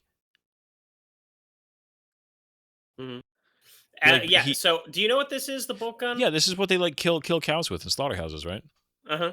And they end up accidentally like lobotomizing it, and now it's their friend. I just I have questions. I do like the quick little. Okay, they definitely pull the trope of they're bulletproof until the plot doesn't want them to be anymore. Where all of a sudden, like a little Dude, the 9 mil very end. I was gonna bring that up. The handgun, very yeah, end. is like Mhm. deadly all of a sudden when Yeah. it was taking like claymores to the face earlier. Hmm. Yeah. Um, having Alfie Allen like as this kind of sniper on top, and he gets like a really good shot in, and they see him, and he's like crouched on top of the RV as it's driving around. It's some kind of cool stuff. Yeah. Well, there's enough here that they this could have been a good movie. This honestly could Mhm. have. Okay, this. Yeah. Yep. Here we go. Okay. It's time for the Predator. It's interesting that they did. Bye Okay, bye. interesting they did not kill him. What did he shoot right there? Was it the police car? It was the car that they drove onto the thing. Yeah. Okay. Um. Why is again? Why is the Yeah, so president? everything's Okay, he's like, put down your guns. I'm trying to understand what the predator's like doing here. hanging out, aura farming, as the kids say. I Did hate you this- notice I that hate they that sound put effect the- so much. Sorry, it just Did every you time I hear it. notice that they add a muzzle flash too soon? Mm. Well, I mean, this is As probably he kicks the gun up, yeah. and this it point- flashes before he gets it firmly in his hands. I know at this point, most movies had moved away from using actual blanks and just Mhm. had just dummy cycling guns, and they just everything's CG as far as, and it is safer to be Yeah. fair. Like Yeah. even Don't John want to Wick get does that. rusty. Yeah, yeah. Don't forget that. Reference to Alec Baldwin Yeah. being a murderer, and he should be in prison because he shot and killed somebody on the set of Rust. Yeah. And part of that had to do with extreme nepotism on the part of the armorer and prop master, where they had like a 21-year-old girl being the armorer master for all of the guns and yada yada yada. It's a big long story. But did Thomas Jane Hare have like an FN 2000? He's got What is? no oh, no. He's got an That's- MP9 It's a or no yeah. an MP7 or a 9. 7. Yeah. But sorry, for a second, it looked like an FN 2000, which would just be a weird You gun find one of to those pick in things this just movie. hanging around like a sporting goods store. Like, all right, right. like a failed For those of you army who don't know, experiment. it's a like a futuristic looking gun that uses a round that's not really made much anymore and is extremely expensive because it was all just kind of an experiment Yeah, that didn't take off. yeah. It was it came out of the army testing program, and then here we go. Mhm. Here we go. Well, it was supposed to be the assault rifle to go along with, or the battle rifle, the rifle equivalent to the P90 submachine gun and Yeah. the FN57 Yeah, it's all- sidearm, all of which use the same round. Yeah, it's not a good round, by the way. It's good with armor piercing. It's a good load of 5.56 better. Anyways, okay. What do you think? No, of the, but like for a handgun and a submachine gun, in terms of accuracy and armor piercing, it's quite good. Just saying. Oh no, I understand it's ballistics. I'm just saying it's one of those rounds that doesn't have any point because there are other rounds that are just as good, much more readily available, cheaper to produce, all that kind of stuff. So there's a Yeah. real reason it didn't take off, and it's not because it just was a great But round. there's Everybody a real ignored. reason why it was tried. Oh yeah, you yeah. know? No, the idea is sound. It's just at a certain Mm. point, yeah. It's the same thing with like 6.5 is not. There's a gonna- reason that the Stargate Command adopted it to go against aliens. Yes. It's because the armorers wanted guns where the empty shell casings just dropped out of the bottom instead of flung into your neighbor's face. Right? This was just weird to me. This is just a weird choice of like, oh, here's this predator we've been dealing with. Here's an even bigger predator. And he's like Tarzan the Predator? Yeah. It's so yeah. The idea that this predator, I hate this predator. One that they're like, Yeah. oh, he's got like he like grew an exo. They make some reference here that explains that he's got like armor like under his skin or something, like some kind of is it an endoskeleton or something where it's like under your skin? But like his skin changes color when he goes like Mm-hmm. armored or something. But too, Yeah. I don't like his face. I don't like the proportions. He doesn't move like he has the weight of a 12 foot tall. What I'm guessing is probably what 500-600 pounds minimum. What this guy would be. Mm. Yeah, he's the super predator. It's I also just don't like kind of the spit there before he cloaks. It's just shut up, you dumb thing. See, Yeah, he's the like the Subaru's back jock. in the Subaru was back in the driveway there, even though they clearly drove it away earlier.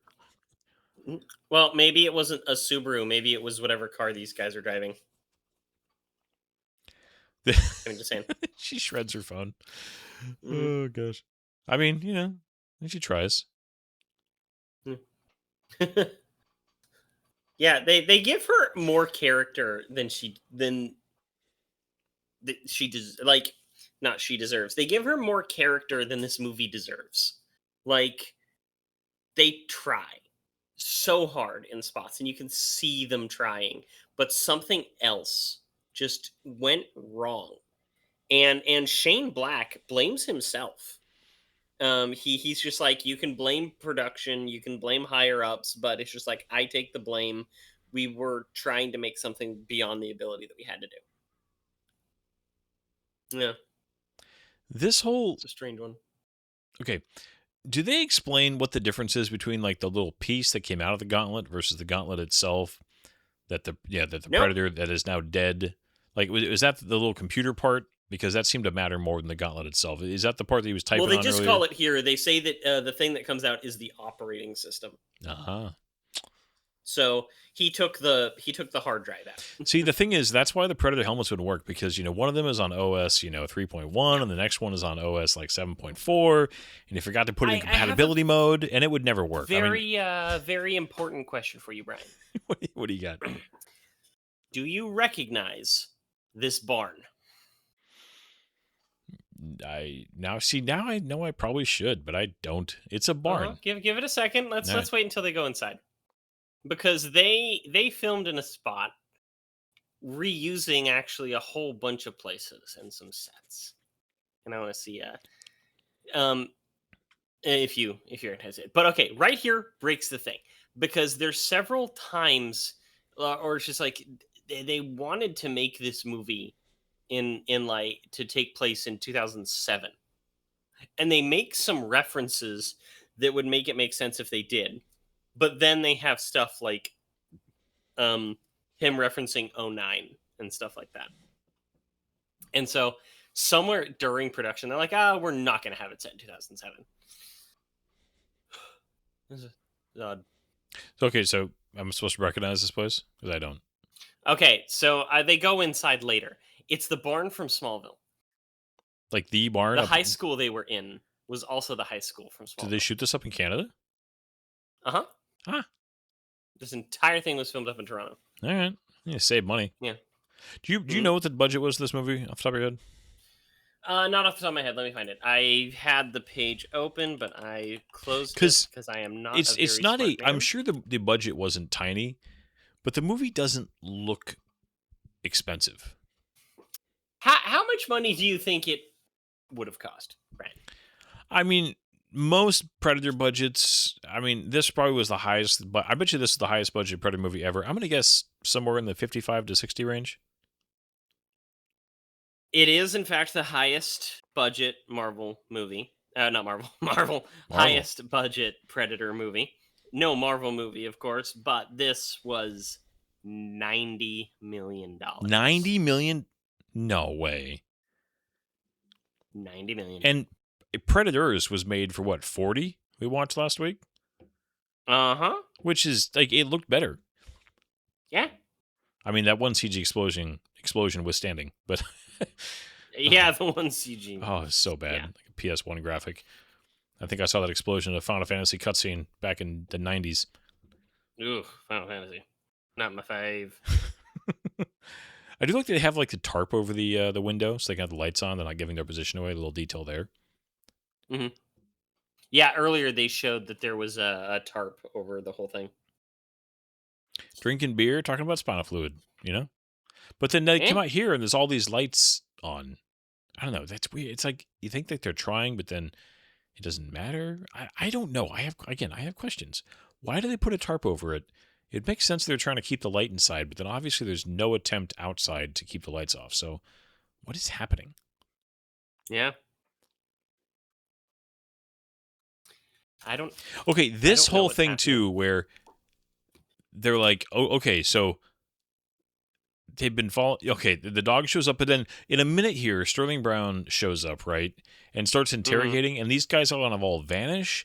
Like, there's no fight. I feel like again, there's a missing scene here or something because the transition from this, everybody's here, they've all got guns, they got the predator dog, and then like 4 government guys show up, like not a whole army, like just like 4 or 6 of them, like a small number, and these guys all vanish to go get like apparently the news chopper, which shows up later, which can track government like super secret helicopters apparently, because it's Right. got broadcast stuff on it. But it's Mhm. there's a transition that doesn't make any sense, right? Okay, so right here, Nope. so they have to Several. pick the lights up, they know about it, and instead of all hiding and like Yeah. I don't know. I get we're not starting a firefight with my kid here. Okay, so go have one person run the kid away. But okay, so this is the idea. Like, let them interrogate us, having no idea what's going to happen next, and you guys all take off. Like, that's his plan. Mm-hmm. And she like throws a grenade for the dog to go get. And for those of you who don't know, when we're referencing dog, it is an alien dog that they lobotomized that has followed them home and they want to keep it as a pet because they're a bunch of former soldiers who are all like crackheads, and that is exactly what they would do in real life. But she takes a grenade and she throws it like a ball. And the dog just like goes to go fetch it. And now they're here to interrogate them. He's just not And- menacing at all. No. The same thing with like these all these army guys. Like none of these guys, they all come across like just the rejects from like the Space Force or something. I don't know. Okay, Just here it is. Here's the interior of the barn. And I get yeah. that it's a little bit nondescript, but there's certain Oh, scenes. there's the loft. Yeah, you can. Okay, all right. Yeah. It's all there. I thought that they built that stuff for Smallville. Did they find it up in Canada when they filmed Smallville? I always thought that Uh, was all made for the show. Well, I know that this barn has been used in other productions as well. I've recognized it in a few things. They even used it in a few of the like I want to say Supergirl and the Flash and such. Hmm. Yeah. But yeah, I think it's probably around and they just use it. In this one they point out the whole thing about the predators preferring warm climate. Well, and then they just like they literally they pull this out of their ass. To me, like all of a sudden, wait, the predators are here because they might like our planet and they're like looking to move in because climate change is like all of a sudden there's this whole layer of just total BS about like what is going on as far as the predators lore is being messed with fundamentally here, where it's just not. I think the predators are a real good example of a character and or a species, whatever you want to call them, that you can really screw up when you try to explain too much. I think keeping them a mystery. I know people want to know, like, well, what about this and this? But there are certain races you don't try to peel all the layers back off, where you just let them stay. We were talking about this. I feel like they did that with the Borg. We were talking about this with First Contact. I think the Borg should have stayed much more mysterious, and we might disagree on that, but I think the predators are similar. Ooh, Yeah. that is a. Ooh, Yeah, he just got stabbed in the dick. And then, okay, the predator's like angry there. Like he didn't just stab the guy, he like mincemeat that guy. Yeah, he goes after these dudes with a particular vitriol, and he's not nice about it at all. And then there's conveniently a map. thing. Like, why does he have a map? Like, to this ship. Like, none of this makes sense. He just draws maps because his autism demands he draws maps? Is that what's going on here? I guess. This guy looks like so nice. He's like so clean cut. This like soldier. He's just like He Yeah. just looks like such a just a vanilla dude. Yeah, he is the most vanilla of vanilla. Yeah, I don't know. Um, I mean, you're somebody who really likes lore. What do you think of the predators being okay. explained or explored as a species? Um, I don't mind it, but I also grew up reading Predator comics. I wasn't supposed to be, mind you. So if my parents ever listen to this, sorry, I got a hold of some comics you would have heavily disapproved of. And there's some cool stuff in there. Some of them are stupid. Okay, I hate Batman this. versus the Predator. I It's hate not this. good, but it's great. Um, and so it's just like in my head forever, there has always been Predator lore, and there's always been kind of an explanation of who and what the Yautja are. And it's so they're not mysterious to me because I know what Yautja Prime looks like. Certain ones that I don't think ever need like the alien, the xenomorph, should never have gotten an alien covenant explanation, right? The Borg, I don't mind because again, as a child, I'm like playing these video games and reading these books, and they set up stuff like one of them has this whole cycle where the Borg are actually like um the children of V'ger, and and stuff like that. And V'ger is the evolved into what would eventually become the Q. And there's this whole thing where like humans created V'ger, V'ger visited humans, V'ger evolved into a higher being that became the Q. The Q came around and ended up introducing the humans to the Borg, and there's like this loop, right? And a couple of the books I think did that, and it was interesting. So in my head, I'm like, ooh, that's a really cool origin for the Borg. So it's just like certain ones, yes, the ones that we would agree on, like Predators or the Borg, not so much. Because in my head, an explanation of um I almost said explanation of benefits. An explanation of origins uh is interesting to me in those cases. But some creatures should remain mysterious. I absolutely agree. Yeah. That was my rant because this movie's otherwise kind of boring But to and say we're going poorly through a troped. very boring set of action scenes here where I do okay, again, so many tropes here. I hate the trope of, the two guys who are joking about how they're gonna kill the guy that they have see right there, I'm pretty sure I don't know, you think he threw it up? I think he passed it. But Uh, anyway. But the Either trope way, of, he of, has of it like back. we're joking about, we're gonna play golf tomorrow. And this guy's like, you guys obviously didn't read my file, did you? Oh, why is that, wise guy? Because you think you're making plans. Like, just the whole, like, shut up. Just Yeah. talk less. The whole, I'm going to joke to you about how I'm about to kill you when I have not, like, nothing in this movie has made me go, this guy's dangerous. They're not treating him like he's dangerous. Like, okay, he's got a record that shows clearly. I mean, she gave him the whole, like, rundown of he's got this medal and confirmed kills and yada, yada, yada. He doesn't act dangerous, but the movie tries to tell you that he is, yet he's not taken seriously as a threat by the people who are taking him in, who should know all this stuff. It's a bunch of crap, and I hate it all. Yeah. Just like those kind Also, of tropes, they just piss me off.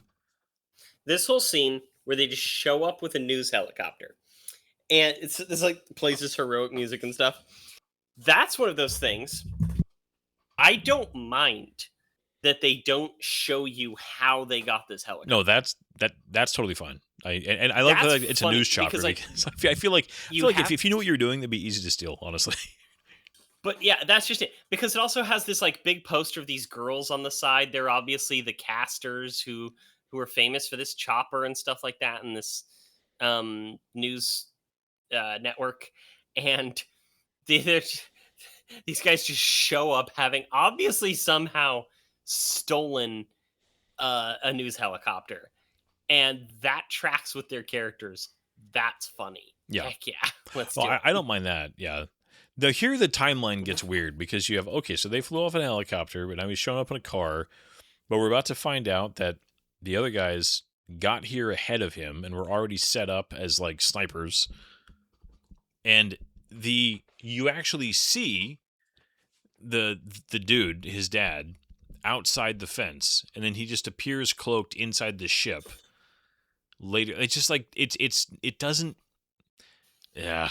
Now, and somehow these government guys are unable to see a news chopper land. Yeah. Funny enough, helicopters are not quiet. No, they're not. They're Also, in fact quite loud. these are quite literally the government agents that know, like, the Predators are not a mystery, right? They know all about the. Okay, so here he watches him go in. He's obviously outside the perimeter of this thing, and he just appears inside the. Oh, he's got sunglasses on at nighttime, so he must be cool. No, I was gonna say though, Right? nobody in this government agency, not a single freaking one of them, has ever thought to themselves, oh, a species that we know uses cloaking devices, maybe I should bring some freaking thermal vision or something with me. They're a Right? bunch of morons running around in their stupid blue SWAT uniforms. Now, the Sorry. government being an idiot, I'm very realistic portrayal. Oh, government bureaucracies being an idiot, and people in authority in government agencies being morons. But most of your ground people are not stupid. I mean, they may not be like, I'm not saying they're all good people, and there's not, but they're usually, when they're their own, like, survival is on the line, usually people that carry guns professionally, the vast majority of them are not. I hate the fact there's not a single effort made to counteract the cloaks when they know all about them. Sorry, I'm ranting a lot, but Just have a guy out there throwing handfuls of flour, like anything. just have some smoke machines going or something. Uh-huh. Have like one of those bubble machines Exactly. going. And here he's in, but the door never opened again. He's just there magically, and he's got the trank gun, but he's gonna kill this guy with it. Like, it's just why? Yeah, and like murders this man in front of his son. And like again, Like- and he jokes about it. He doesn't just, it's so like this kid is being traumatized Actively. and it's like, it's funny. See, isn't it funny? I've been traumatized by some funny things. Yeah. But yeah, they just murk these dudes. Like, Did I get you? Like, did it get blood on you? Just also too, just like the worst perimeter guards ever. Like, it's okay. How did the fence is electrified? This is one of those. It's just BS. Like, everybody just magically gets to where they want to be. That all of these random, again, the high secret government agency hired apparently like the worst dropouts in the military.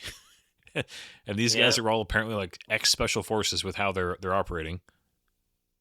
Yeah. I'm like, I don't even know what to say about it at this point, I like that gun. Yeah. That's a good gun. It's a 320. That's an FN. Oh, is it an FN? I thought it was a 320. I got the G36. Oh, you do it. Oh, the hunting rifle's back. I forgot about this. He has it. Yeah, because this is when the Predator sneaks up and does his little thing, and we get the first death in the loonies. His arm gets blown off, and he gets just enough time to warn them.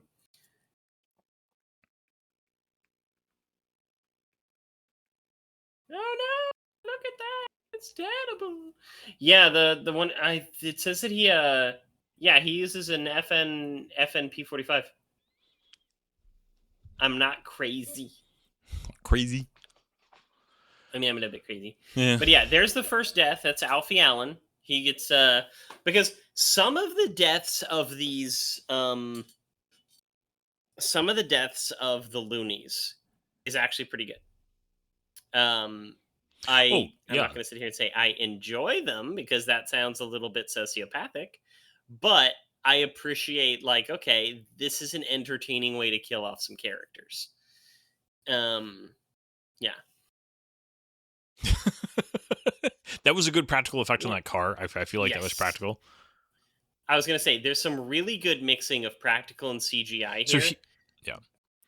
So So here again is where I just the whole uh The I'm inconsistency. I'm just bulletproof, and I mean there's some good Yeah. kills here, and these guys all getting beheaded. It's just all right. Rad. I do think that Good practical effect. yeah, I do think that these guys are all shooting at a massive target, and he kind of just doesn't take any. I don't know. I feel like this is again. There's no stakes here. This isn't tense. This isn't there's no tension about what's happening. This is just like the worst version of the Terminator. Yeah, they should be. Okay, he's got his finger on the trigger while he's holding his kid. I just want to point that out. He has intensely horrible trigger discipline. He literally was cradling his kid with his gun with his finger on the trigger. Bad Army Ranger. He would know better. Bad dad. But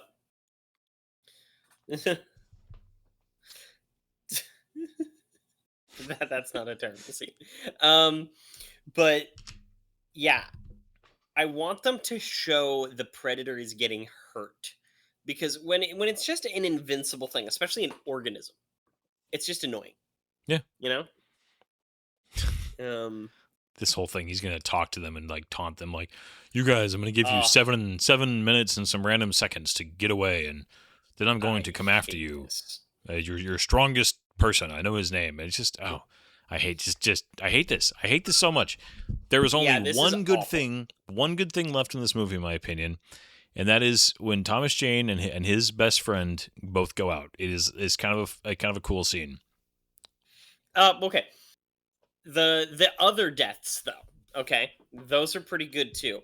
The shield with the legs. I hate that. And you hate that? He literally. It's again, somebody dies because they're stupid. That he literally watched one person jump above it and one person slide underneath it, and he pulls out his gun and just starts shooting it. He died because he was, to quote Top Gun, "The government regrets to inform you your son is dead because he was stupid." Yeah. But then the other guy who they've already yeets himself into the engine. Very suicidal. He's just like, sweet, I could kill myself for a good reason. Like, I don't hate that. Yeah.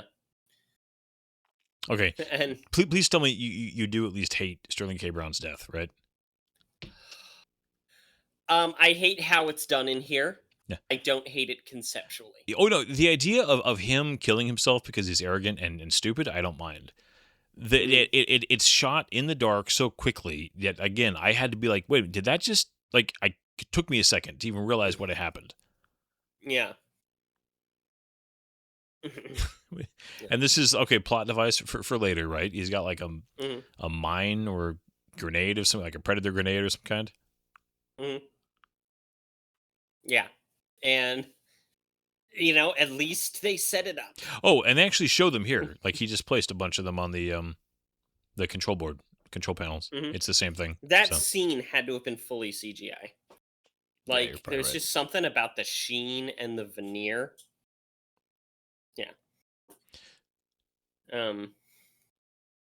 Okay, so they did establish that it follows his head, right, as he moves his head back and forth. Yeah, the cannon on his shoulder, the alien cannon on his shoulder moves around. Oh, I just noticed. Yeah, I just noticed that time the dog. It's funny again because I've only watched this the one time before this. There's little things that I'm noticing that I missed. Asking about the helmet.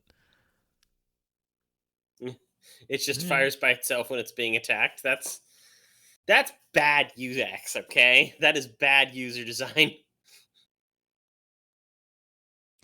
What? Okay, this is also like, again, this is like, okay, you got to catch it, and you just what is this is like? Is this funny? He like shoots him here because he's like, oh, he's. Yeah, it's just supposed to establish that he's still a bad guy and a villain. Yeah, it just. And they like the Predator eats his head.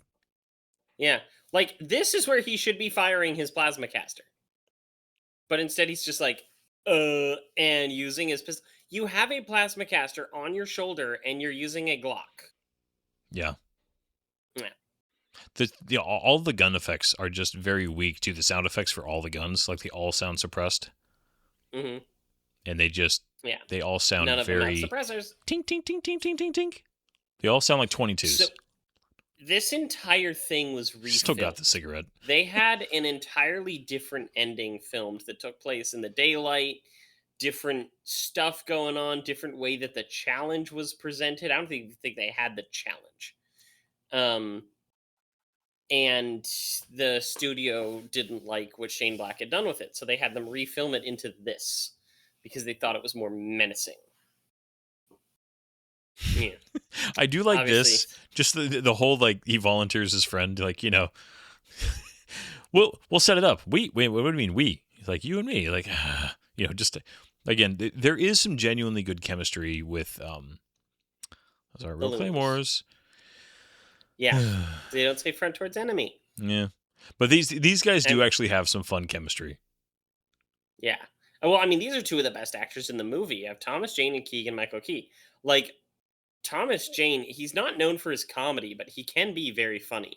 Oh yeah, Keegan-Michael Key, he's known for his comedy, but he can actually do serious decently well at times. It's interesting that they have them in these roles. Yeah. You better reload there, Key. Yeah, you just used everything you had. Yeah. Oh gosh. It's so funny that, like, right around this time, you know, Key's longtime partner and co-worker, Jordan Peele, decides to establish himself as like one of the greatest directors of our generation Well, yeah, out of nowhere. and specifically, isn't it? Like, and he's like horror films specifically, right? Because I don't think I've seen. Yeah. Horrors and thrillers. Yeah, I've heard his Um, name and heard he's a fantastic director. I do not think I've seen any of his movies though. I've seen the one with the laughing lady. Not laughing actually. No. There's So again, here, Get sorry. Out Oh yeah. Okay. and Why Up. the whole? I'm not even gonna cloak. I don't even have to bother. I'm just gonna walk into your trap and just be like, nah, it's you know, it'll be fine. You see, I don't like a predator that can tank. No, Okay, it's predators not shouldn't interesting. be able to tank.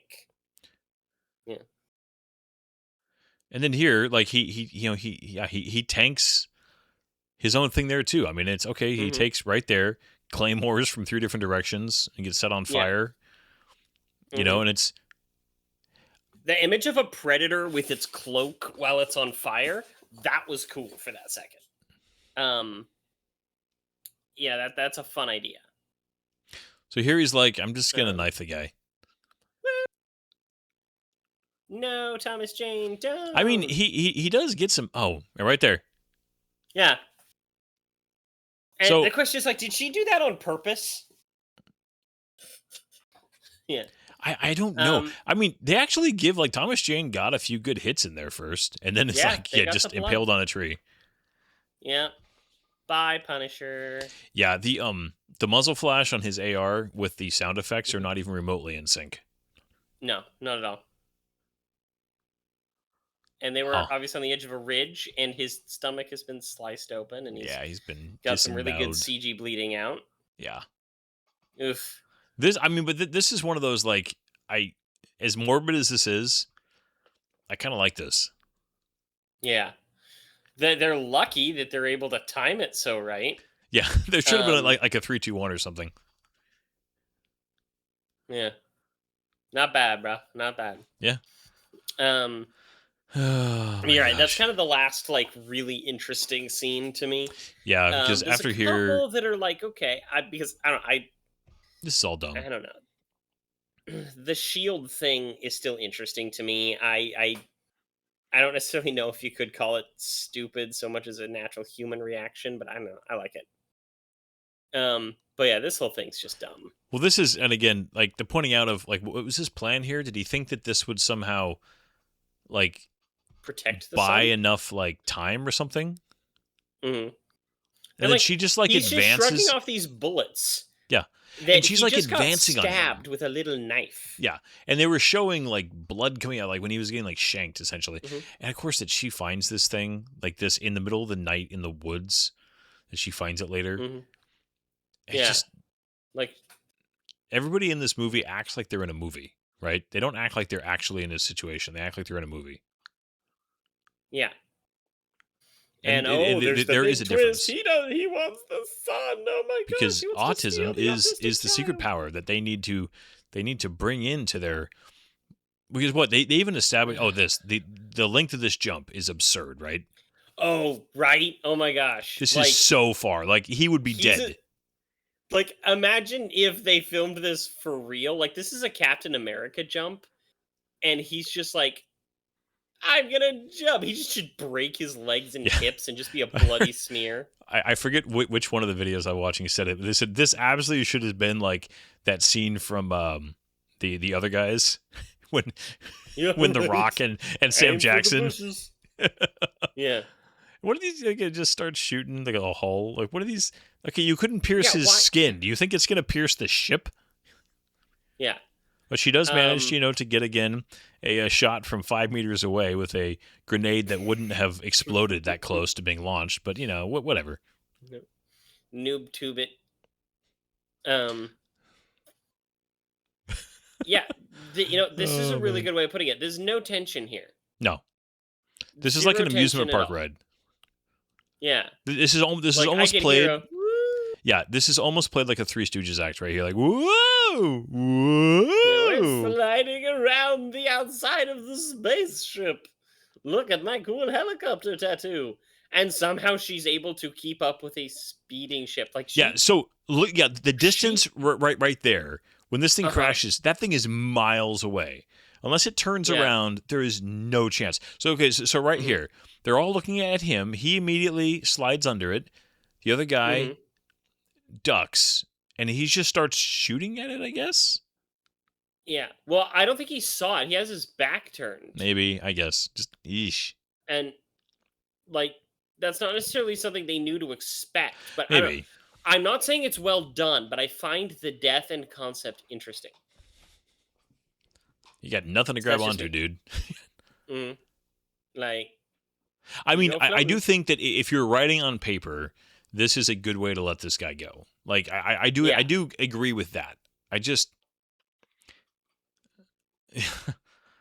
and the shield isn't quite over the intake because you need an intake in space. well, no. It's not that. That's where it got hit with the grenade. She launched the grenade, Yeah, but and it's it hit it there. still a hole with a glowy thing in it, like an intake. You gotta shoot the hole with the glowy thing. What? That is a come weak on, we spot. play Destiny. You gotta shoot Right. the hole with the glowy thing. Oh gosh. For those of you who don't know, This Predator's Destiny like is mad a at video his own game ship. in which there's a lot of shooting holes with glowy things. Yeah. Oh, actually, so that was part of the Drinker's review. He says that the fights with the Predator made it feel like bad boss fights in video games where you're just whittling down a health bar, hoping that eventually Yeah. you'll get him to the final cutscene. Mm-hmm. Okay, and then he watched the kid put in the code and was able to put the code in again on a completely different ship, and it worked because predators all use the same use code. the same pin number. Like, they give the mildest bit of blood over his body, and he shoots this. Like, what just happened there? Yeah, he shot. Explain that to me. Yeah, Ryan. he shot a panel with a single Uh-huh. round of 9mm or maybe 5.7. And then this whole like Looney Tunes thing again. We're like, oh, look at that, I'm fine. He's gonna be. His leg isn't wrenched out of his freaking hip right here, which is what would have happened by the Right. way. Uh-huh. He'd be His pelvis would have gone one direction and his leg the Yeah. other. even if he wasn't torn in half there, he would not be walking after that. Mm.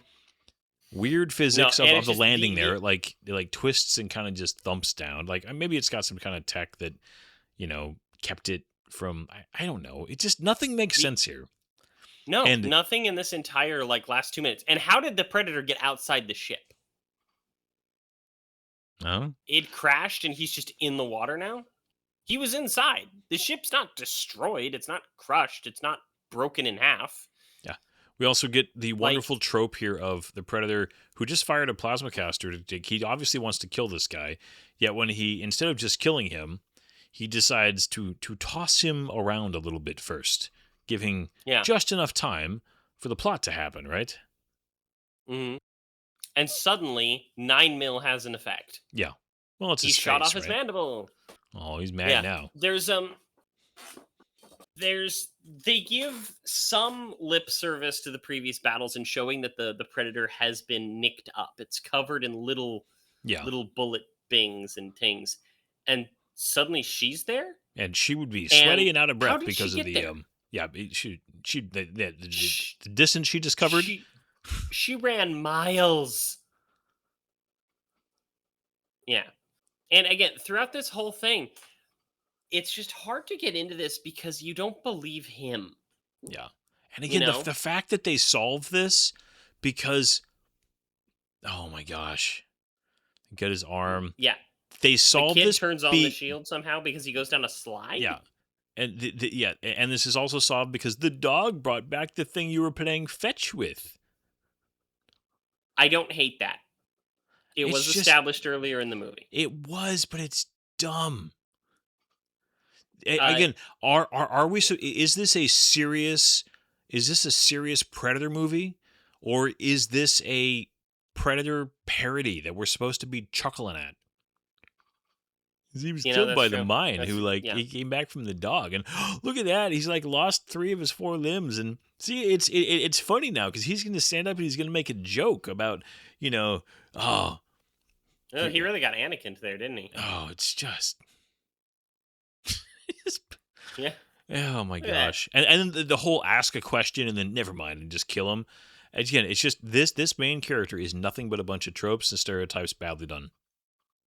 Yeah. Yeah, then all of a sudden his face is like, oh, I'm vulnerable now. Yeah. Yeah, sorry. I hate all this. And the CG there looked bad too. Like they looked like the way the blood consistency was. Yeah. Where did these come from? Did the kids take these as like souvenirs along the way? Beats me. Where did these all come from? Like maybe okay, actually this was pointed out. This was stuff that they put around her while she was sleeping. So maybe it was in her backpack. 10-year-old son. He just shows his 10-year-old son a playing card with a naked woman on it. Like, he's an army guy. Maybe he's like, it's time for you to start learning about these things. This is a bad father. Oh yeah. He shows his child porn and aliens, and he has his finger on the trigger while he's holding the gun against the kid. Yeah. Bad dad. Yeah. The dog is just up on the ridge, just chilling there. The scene before this. Oh gosh. By the way, I'll tell you. I hate the ending so much. Again, Go ahead. Oh, this whole thing. Do you know about the other versions? I think I remember reading that there was other ones, but just the idea that the government's reaction to this whole thing would be to put this guy in charge after what happened. It's just this is like fan fiction all of a sudden level writing to me. Yes.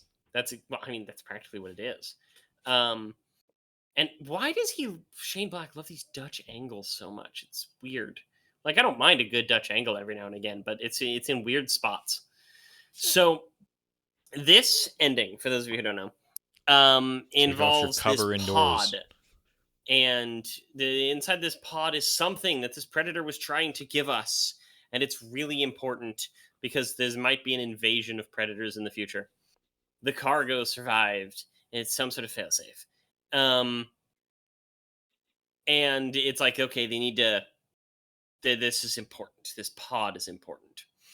And they open it up, and here at the end, it's like an Iron Man suit for humans. Okay? It's the Predator killer suit. It looks bad. It looks really bad. It really looks like a video game cutscene suit. Mm-hmm. The original plan was for there to be some sort of human Predator hybrid. That was like the official thing that they wanted, but the studio felt that it'd be too confusing and not make much sense. Well, they tried already in Alien Resurrection, and that was not good. yeah, it was going to be kind of like a roadmap to creating super soldiers. There were two other versions filmed, which brought in the concept of time travel. One version had a stand-in, which would have been had her face replaced with Sigourney Weaver. She was supposed to be Ellen Ripley from the Alien series. Mhm. The other one that was filmed was supposed to be a grown-up version of Newt from Aliens. Oh, that's so And bad. she came back in time to warn them about an invasion that was going to destroy everything.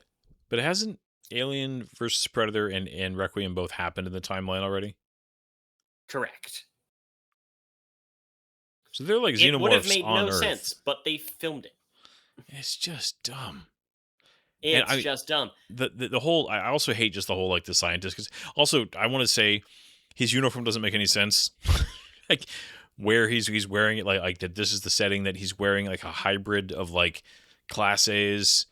He's leaving his Brayon inside, which is not a thing. He's just it's you can tell somebody didn't do any research on the army, like just like the pins that he's wearing and the combination of it just it's not a good army uniform. Nope. Like I've never even.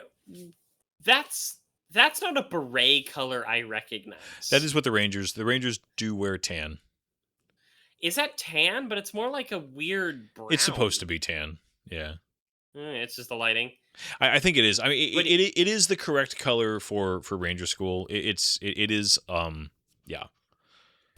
Because Special Forces is green, as the tradition is at this point. Rangers get tan, and then some Army actually wears black now. Or at least it was for a while. They might have changed that. Honestly, I'm a little out of date on that stuff, but I do know the Rangers are tan. Yeah. It just looks dumb though. Yeah. Anyways, I dumb. hate this movie. This movie to This is me, a hateable movie. This movie makes Predator 2 look like a masterpiece in my mind. Yeah, Predator 2 it's just like it's not the worst, but it's not good. You know? I think there's a lot to like about Predator 2. I mean, it's definitely not the first movie. We talked, anybody's curious, we've recorded that. Go back and listen to it. But that movie has some genuinely great parts, and it had atmosphere, and it had tension. This, again, like for a Predator movie, this movie makes that movie look like the first movie in terms of quality. Mm-hmm.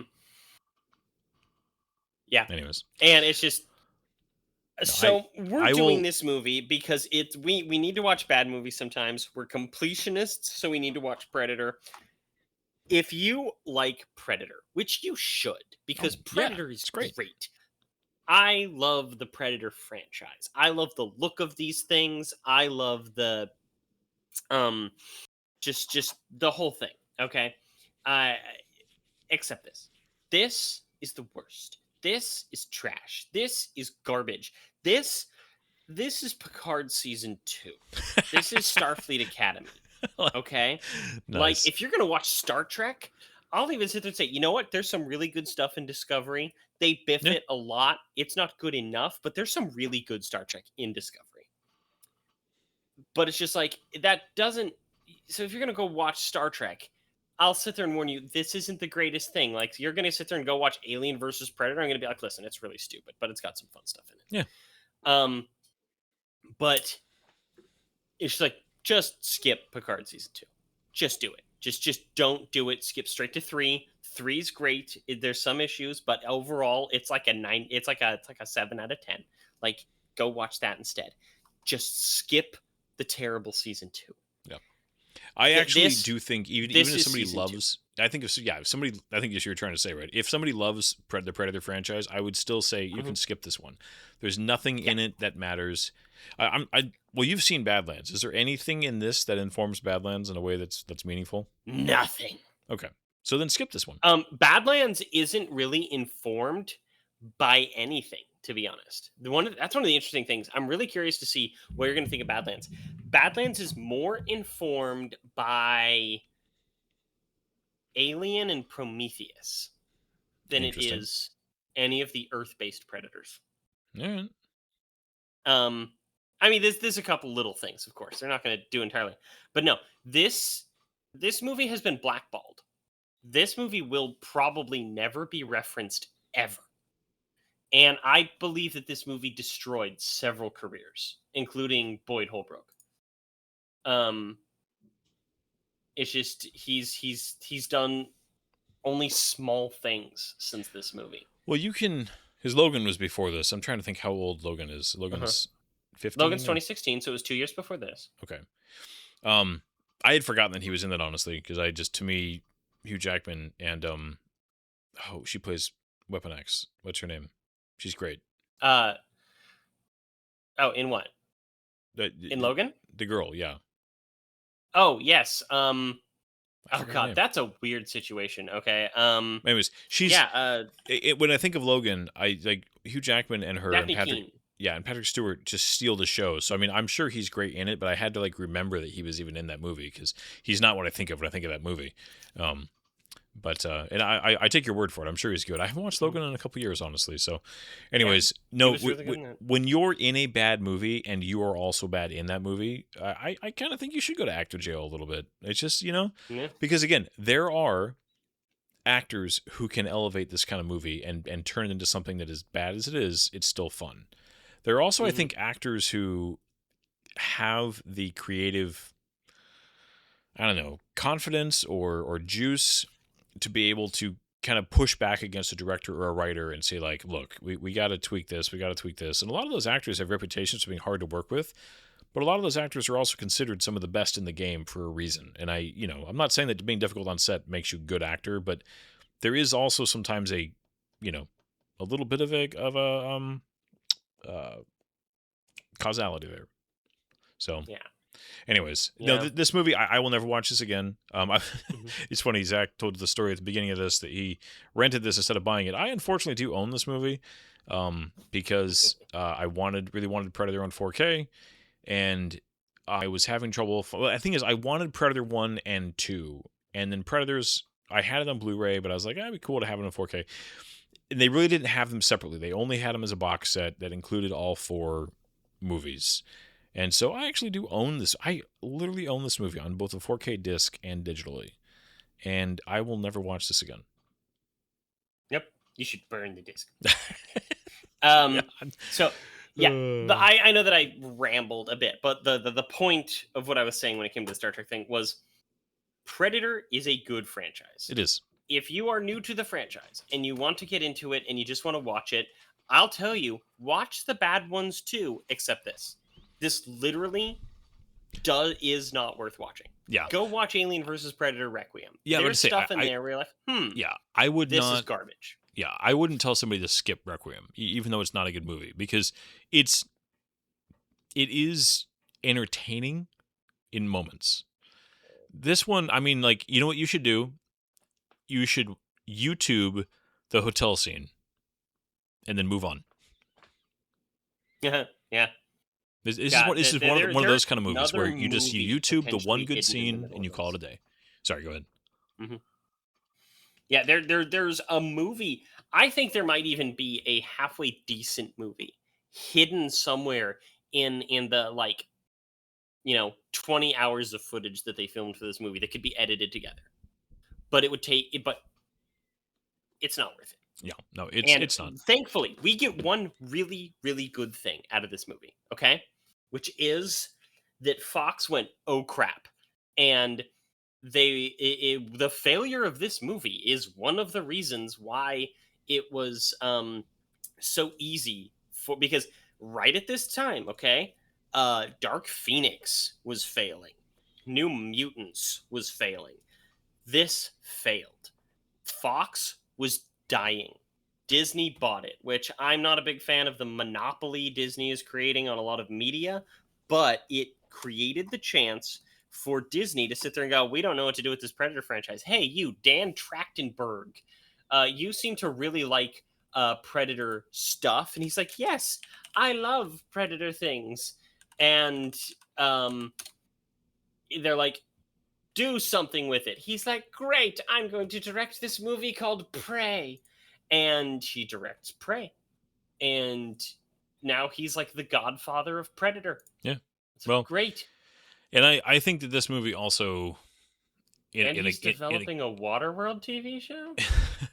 in a good way too. I think that this movie kind of took the air out of Shane Black a little bit, because as much as I don't think he's talentless, but I think he's one of those writers who kind of got lucky a few times, and I dislike more of his stuff than I like of his. So, okay, this is bizarre. I was just looking up this stuff, and apparently Dan Trachtenberg, who we're going to be talking about a lot next week, is helping to direct. He's co-directing a movie, an animated movie called Freddy the 13th. Okay. That's supposed to be a it's like the combination? Santa Claus, except for the boogeyman.